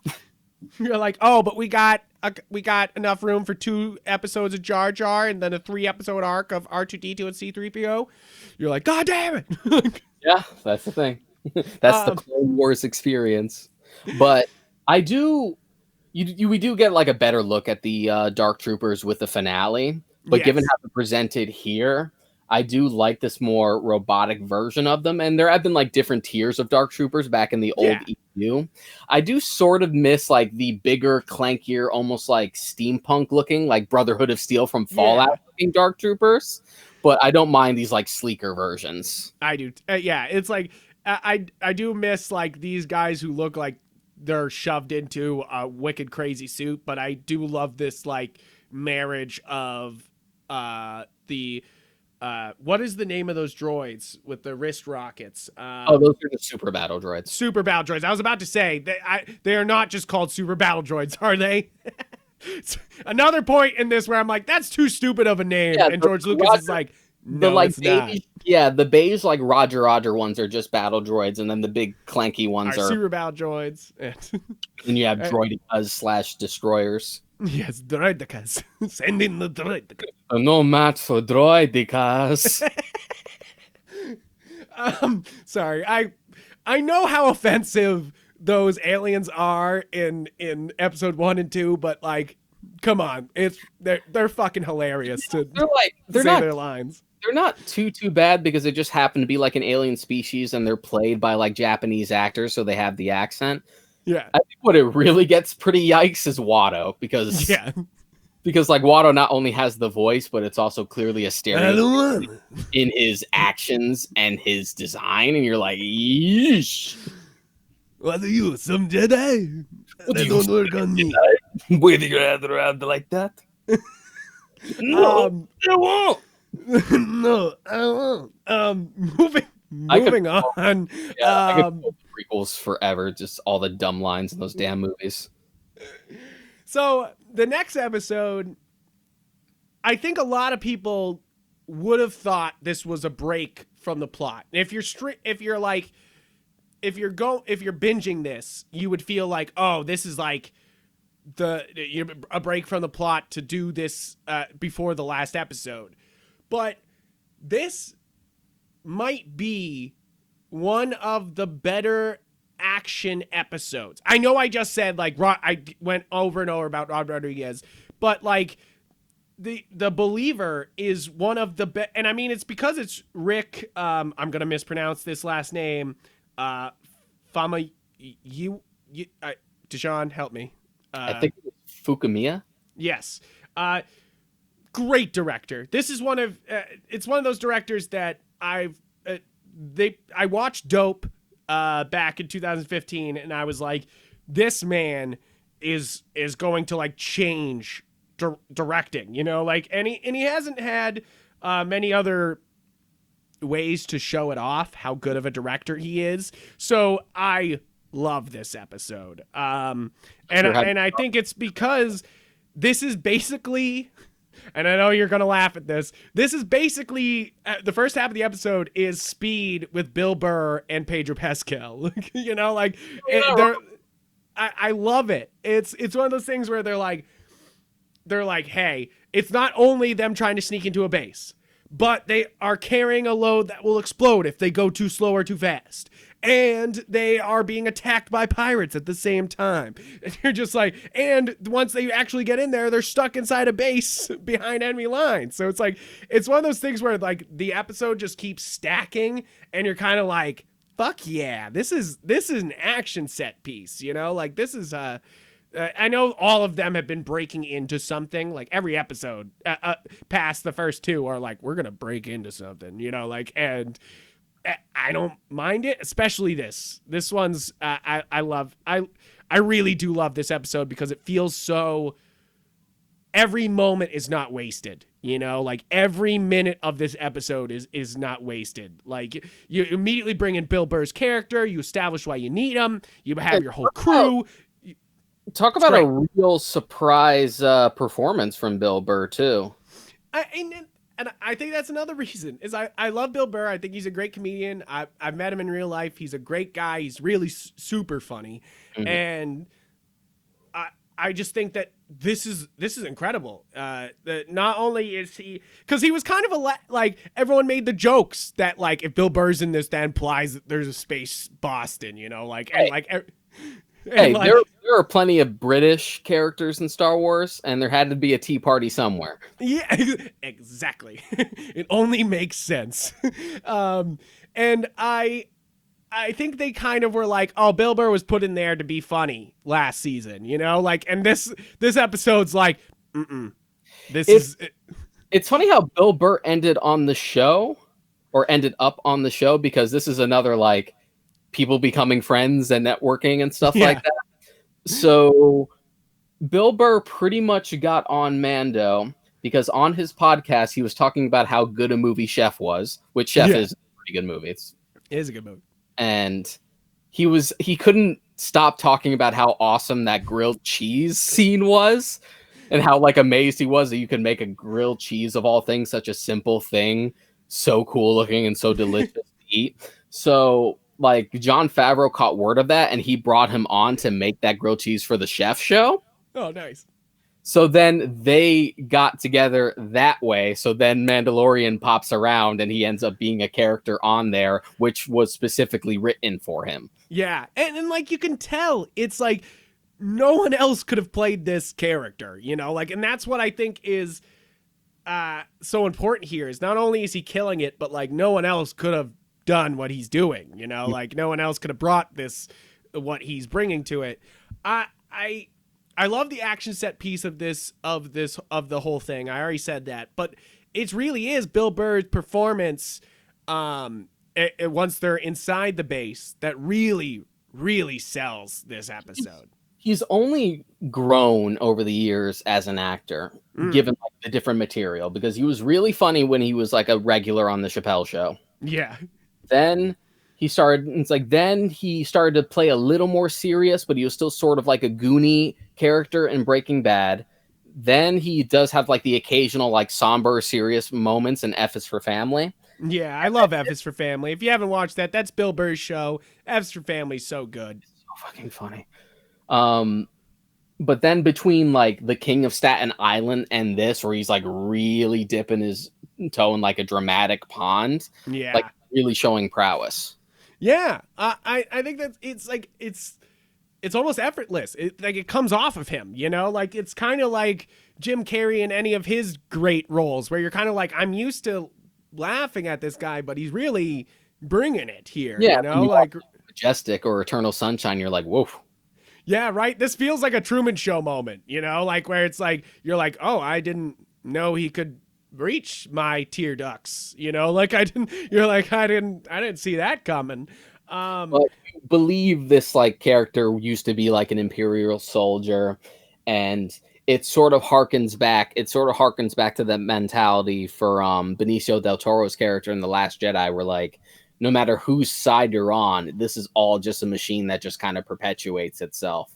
Yeah. And so Mayfeld as a character doesn't buy into the whole like fanaticism of the Empire, and just the idea that like, oh, any stormtroopers like disposable, so long as, you know, we The fulfill our Empire. quota. Yeah, the glory of the Empire is always there. I feel like that's such a great scene. It almost rivals. It feels like Inglourious Bastards with the 3 scene. Where it's Michael Fassbender and the Nazis down there, and they're like they're talking about the 3 and the 3. Like it's one of those. It feels like that. It almost feels like it's influenced by that scene, because it's like they're caught in a moment and they're obviously trying to hide, but then like he pushes him so far by being like, no, come on, we're all part of the Empire. Like fuck everybody. Yeah, and the performance where you could just see him like trying to avoid the subject and move along, and you just see that like anger and disgust just seething underneath. And even then, it's so good. To scold them for like being impulsive and killing them in front of everyone. He's like, "Look, man, I needed to sleep tonight." Yeah. Oh man, this is really a great episode. I think I was saying that the last 4 episodes of this season is some of the best Star Wars they ever award, and this is, I know people on IMDb, I can see this is the lowest rated out of all of these 4 episodes. But I think you have to give it something that this is the last episode before the season finale. So you know the season finale is going to be big, and this still delivers. And still, this is an episode without Baby Yoda in it almost at all, and it still delivers. Yeah, Grogu not being in the episode actually surprised me because he's absent the entire time, and to be honest, I didn't even really notice. Exactly. That's what I'm saying. This episode's extremely well done because usually you would be like Werner Herzog in the first season. I want to see the child. Like, I like to see the baby. I want to see the baby. Like it's because that's how I am every episode. I'm like, give me more baby. I get that Werner Herzog is busy, but I'm still kind of sad that they killed off his character in the first season. He had such a presence, and he was so freaking intimidating. I mean, to be fair, Moff Gideon does a good job of replacing that intimidating hole there. You can't go wrong with Giancarlo Esposito. No, although absolutely not. And I think that brings us into the next and final episode because this is already going to be one of our biggest episodes, and I think there's a bit to be unpacked here. This is a great episode. Fuck you if you don't think this is a great episode, because fuck, this is good. Oh my god, this is. I don't even know if I'm over it yet. Me and Deshaun just watched it earlier, and I don't know. I feel like I got to go watch it right now because it's one of those things where I almost can't believe Disney did it, you know? Like, it's one of those things where you're like, of course, it was going to be a big ending. Like, you know, like, it was going to be them attacking the ship. You're going to see Bo-Katan, and all the Mandalorians whipping out their best moves. And of course, you're going to have Moff Gideon shit. So you're like, you know all that shit's going down. You know that. But them to top it off with the ending, Watching the season 1 finale again after this is kind of like, it's gonna kind of be like going from the Russo brothers like MCU movies to the first Avengers, where like this still holds up, but it just seems so quaint in comparison now. I know, like Captain America's like, but what about the soul of America? And then like Avengers is like, New York's under attack. Like, you know, like, and you're just like, This whole movie shot like a TV pilot. And I can see right now in IMDb, this is rated a 9.9, which makes it one of the highest episodes of TV ever. Like, this rivals The Sopranos with some of their episodes, and The Wire, which I know get extremely high ratings on IMDb, but I don't think I've ever seen a 9.9. Like, that's wild. And I mean, I'll say it right now. Peyton Reed was brought on to direct this episode, and I already said it. I don't like Peyton Reed. I don't think he's that proven.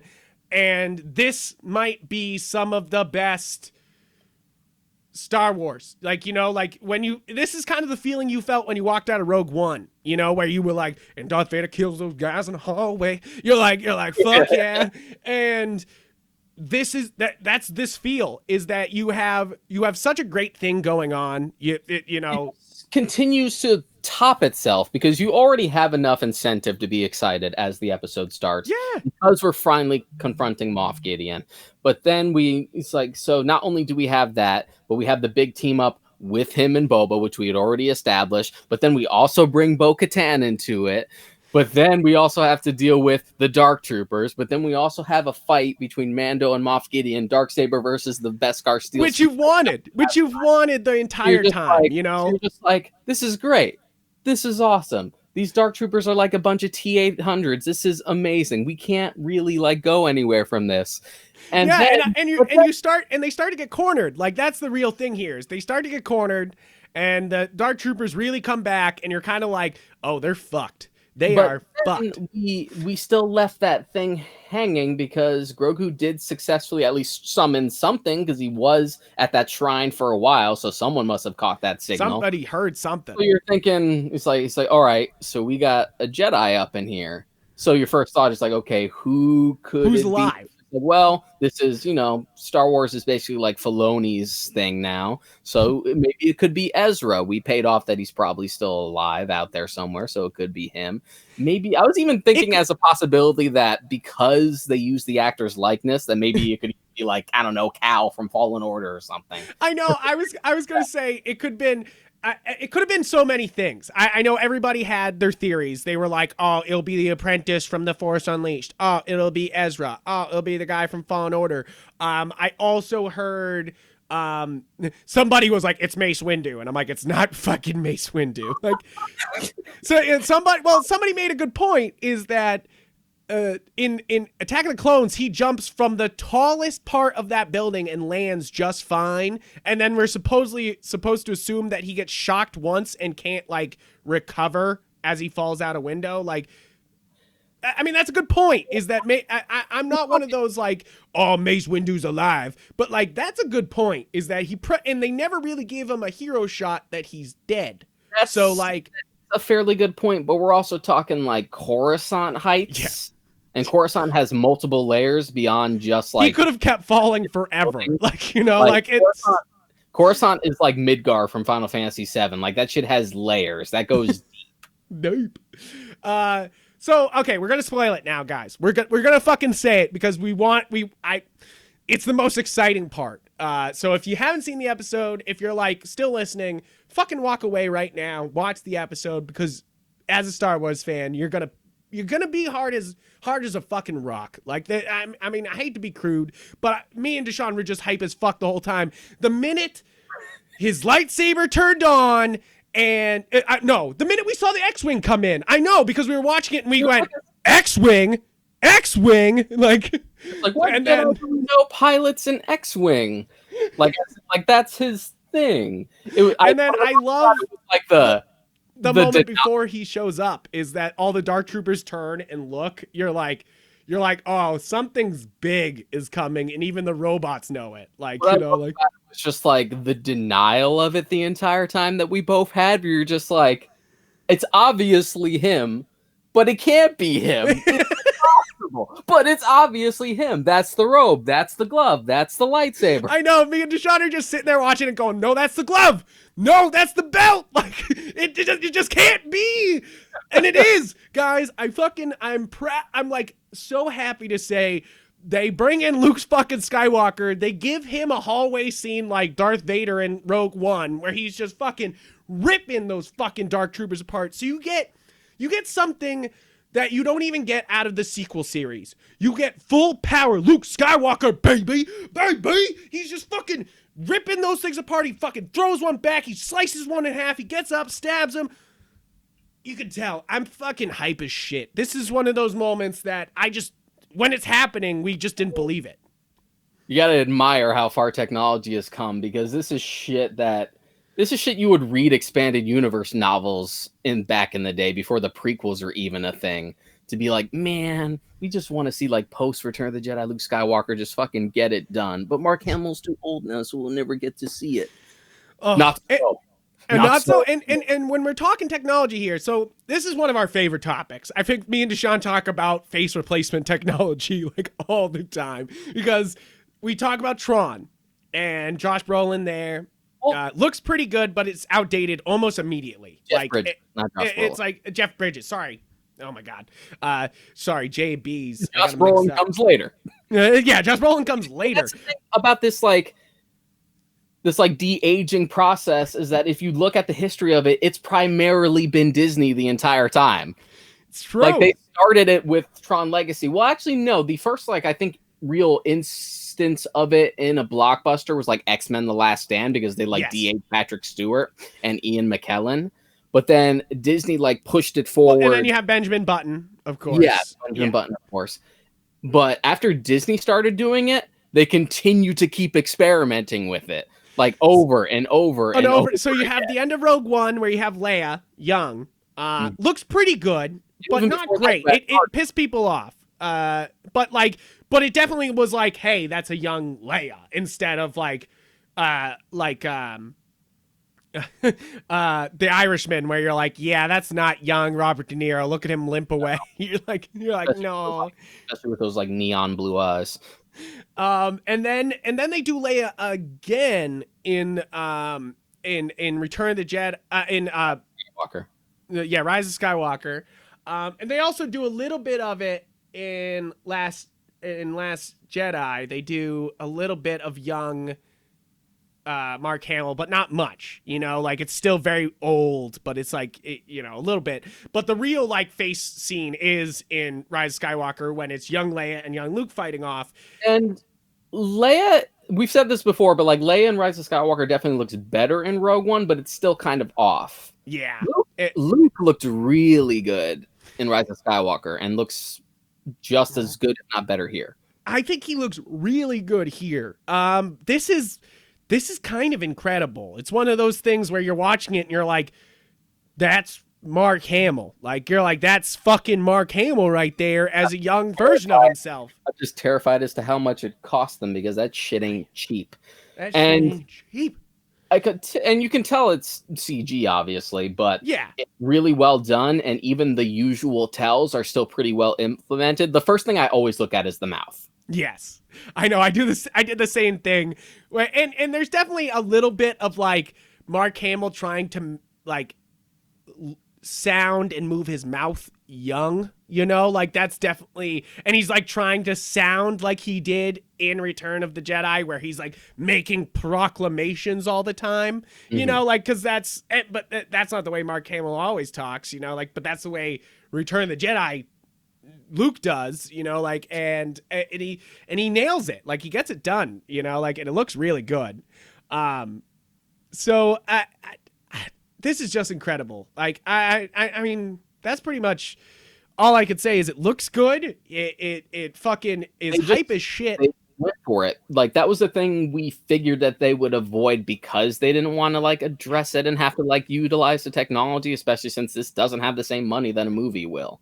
But they just fucking did it. They just did. Like, that's the thing, is that I feel like with Marvel and Star Wars and Disney, you always feel like Marvel does it but doesn't. Like they do a thing, but they don't do it all the way, except for certain things. Like Thanos, they really went for it. I mean, we didn't get a Thanos copter, but you can't get everything you ask for. But like you get. Sometimes it feels like Disney gives you like the half part of it because they don't know if they should use those things, like, and here they give you the whole pie, like they're like, here's fucking Luke Skywalker. He's taking Baby Yoda. Fuck yeah, bro. And you're just like, cool. Like, it's just one of those scenes where you're just like, damn. And it ends on sort of not necessarily a somber note, but just like look, I'm still going to be a part of your life and I will come back for you, but I'll have my own life to live. To be honest, you could almost end the Mandalorian like this as like a mini series and then just move on to like the springboarded like new shows. Yeah, I almost wonder if that's what's happening with the book of Boba Fett that they said at the end of this episode. Because of course, guys, if you didn't know, stay after this episode for an after credit scene. Again, I'm about to spoil that scene, but if you didn't see it, go back now. But it's Boba Fett basically walking back into Jabba Fett's, in Jabba the Hutt's palace. Jabba the Hutt. And Bib Fortuna in the years since has now, I guess, taken over things. And it's funny because he's like gotten really fat. Yeah, like, I love that. Bulbous tentacle and stuff like that. So it's been like years since the end of Return of the Jedi. And Boba Fett just cleans house and just sits on the throne. He's just like, yeah, this is mine now. I love that. I love it because it also makes Boba Fett kind of the Darth Maul of this series. If you were like, oh, Darth Maul's this underground villain of Clone Wars, like that's what Boba Fett's turning into for this Mandalorian thing, where you're just like, oh shit, he's now in charge of the whole underworld. You're like, fuck. And I mean, first off, that scene's hype as shit. It looks really good. It looks like they bought the set from Return of the Jedi and just were like, whoop, there it is, like, because it looks like it did, like, I love that. I love that. I think it's one of those things that this last episode makes me go, if they don't win Emmys for this, what the fuck are the Emmys for? You know, like these guys, first off, nailed the special effect of Luke. The set design is astounding. The prop design is incredible. And I think what stands out to me in these last couple episodes is the soundtrack is mind blowing. It's almost too good for a show, you know, like it's like with the last episode with them dropping the Mando theme, Bulba's theme, and then with Luke's theme at the end, you're kind of like, damn, God. And then the Dark Trooper theme being kind of like a Skrillex song is dope. Very dubstep. A force even more evil than the Sith dubstep. I think this really does open up the Mandalorian universe. I feel like they, you know, like this is how they open it up to a lot more shows and a lot more everything. This really just legitimizes the show in general. Like that was the last like major step you could have done to be like, yes, this counts. Yeah, it was obvious that it already counted, but like this is like, you don't need any further validation after that. The whole thing that really gets me about this is how much balls it takes to do this. Like even Shazam doesn't have a full body shot of Superman, you know, like fuck, guys. There's a reason for that. Yes, I mean there's reasons, but like it's one of those things where it's like a lot of movies don't have the balls to use their characters, and Mandalorian is not afraid to actually do things, you know, like, and actually push Star Wars forward. And it just makes me so excited. I mean, I was kind of like, oh man, they're doing too much. But now after seeing the last 4 episodes, I'm like, yes, please give me all the fucking Star Wars. Please. I want it now. Please and thank you. We were making a joke before we started recording that for some reason, I feel like watching Return of the Jedi. I can't imagine. It's true. Now, the only thing about Luke that I thought you might nitpick, did you notice he had a Rebels-sized lightsaber? Like, it was definitely his same hilt, but the saber that came out was thin as Rebels. No, the blade didn't necessarily bother me as far as, like, the thickness or the girth. But the thing about it was that in certain wide shots, it was inconsistent, like, lengthwise.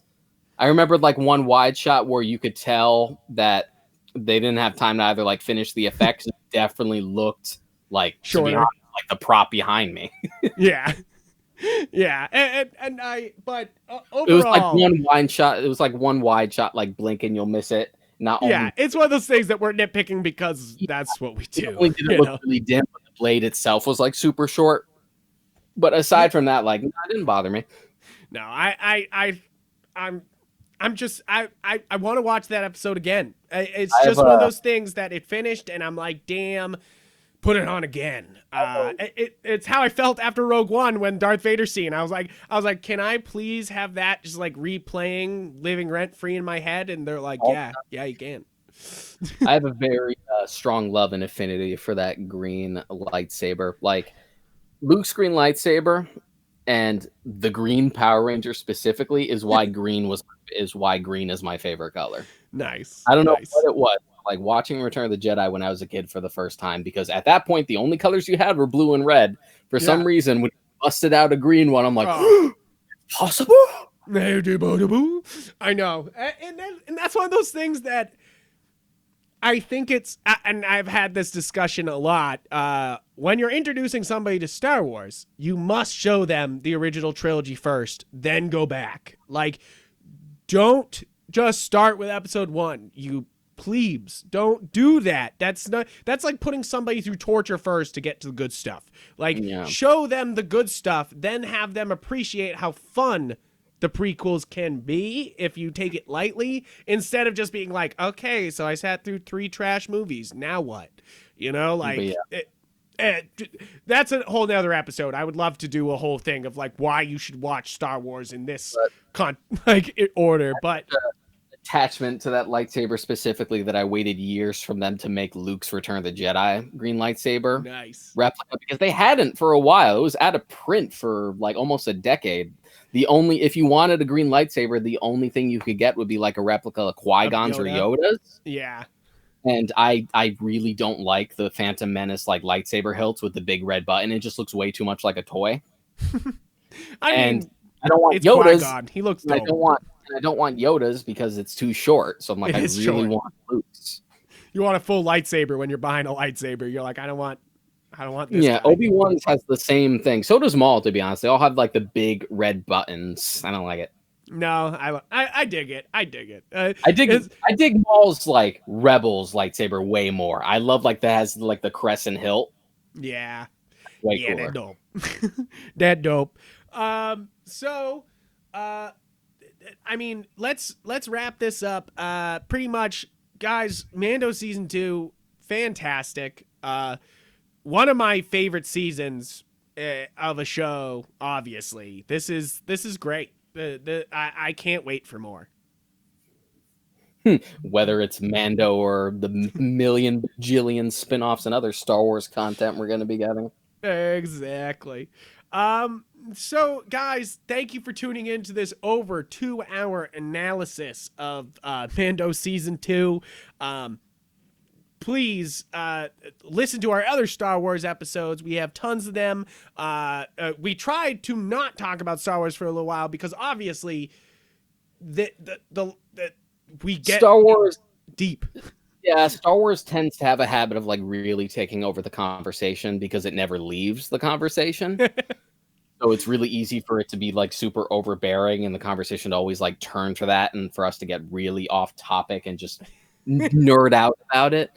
But hey, a big 2-hour discussion of this will make up for the fact that we try to avoid it so much, as well as like an upcoming like when we talk about Rebels. Yeah, we're gonna do a Rebel episode. It might not be the next episode, but it might be the next episode after that.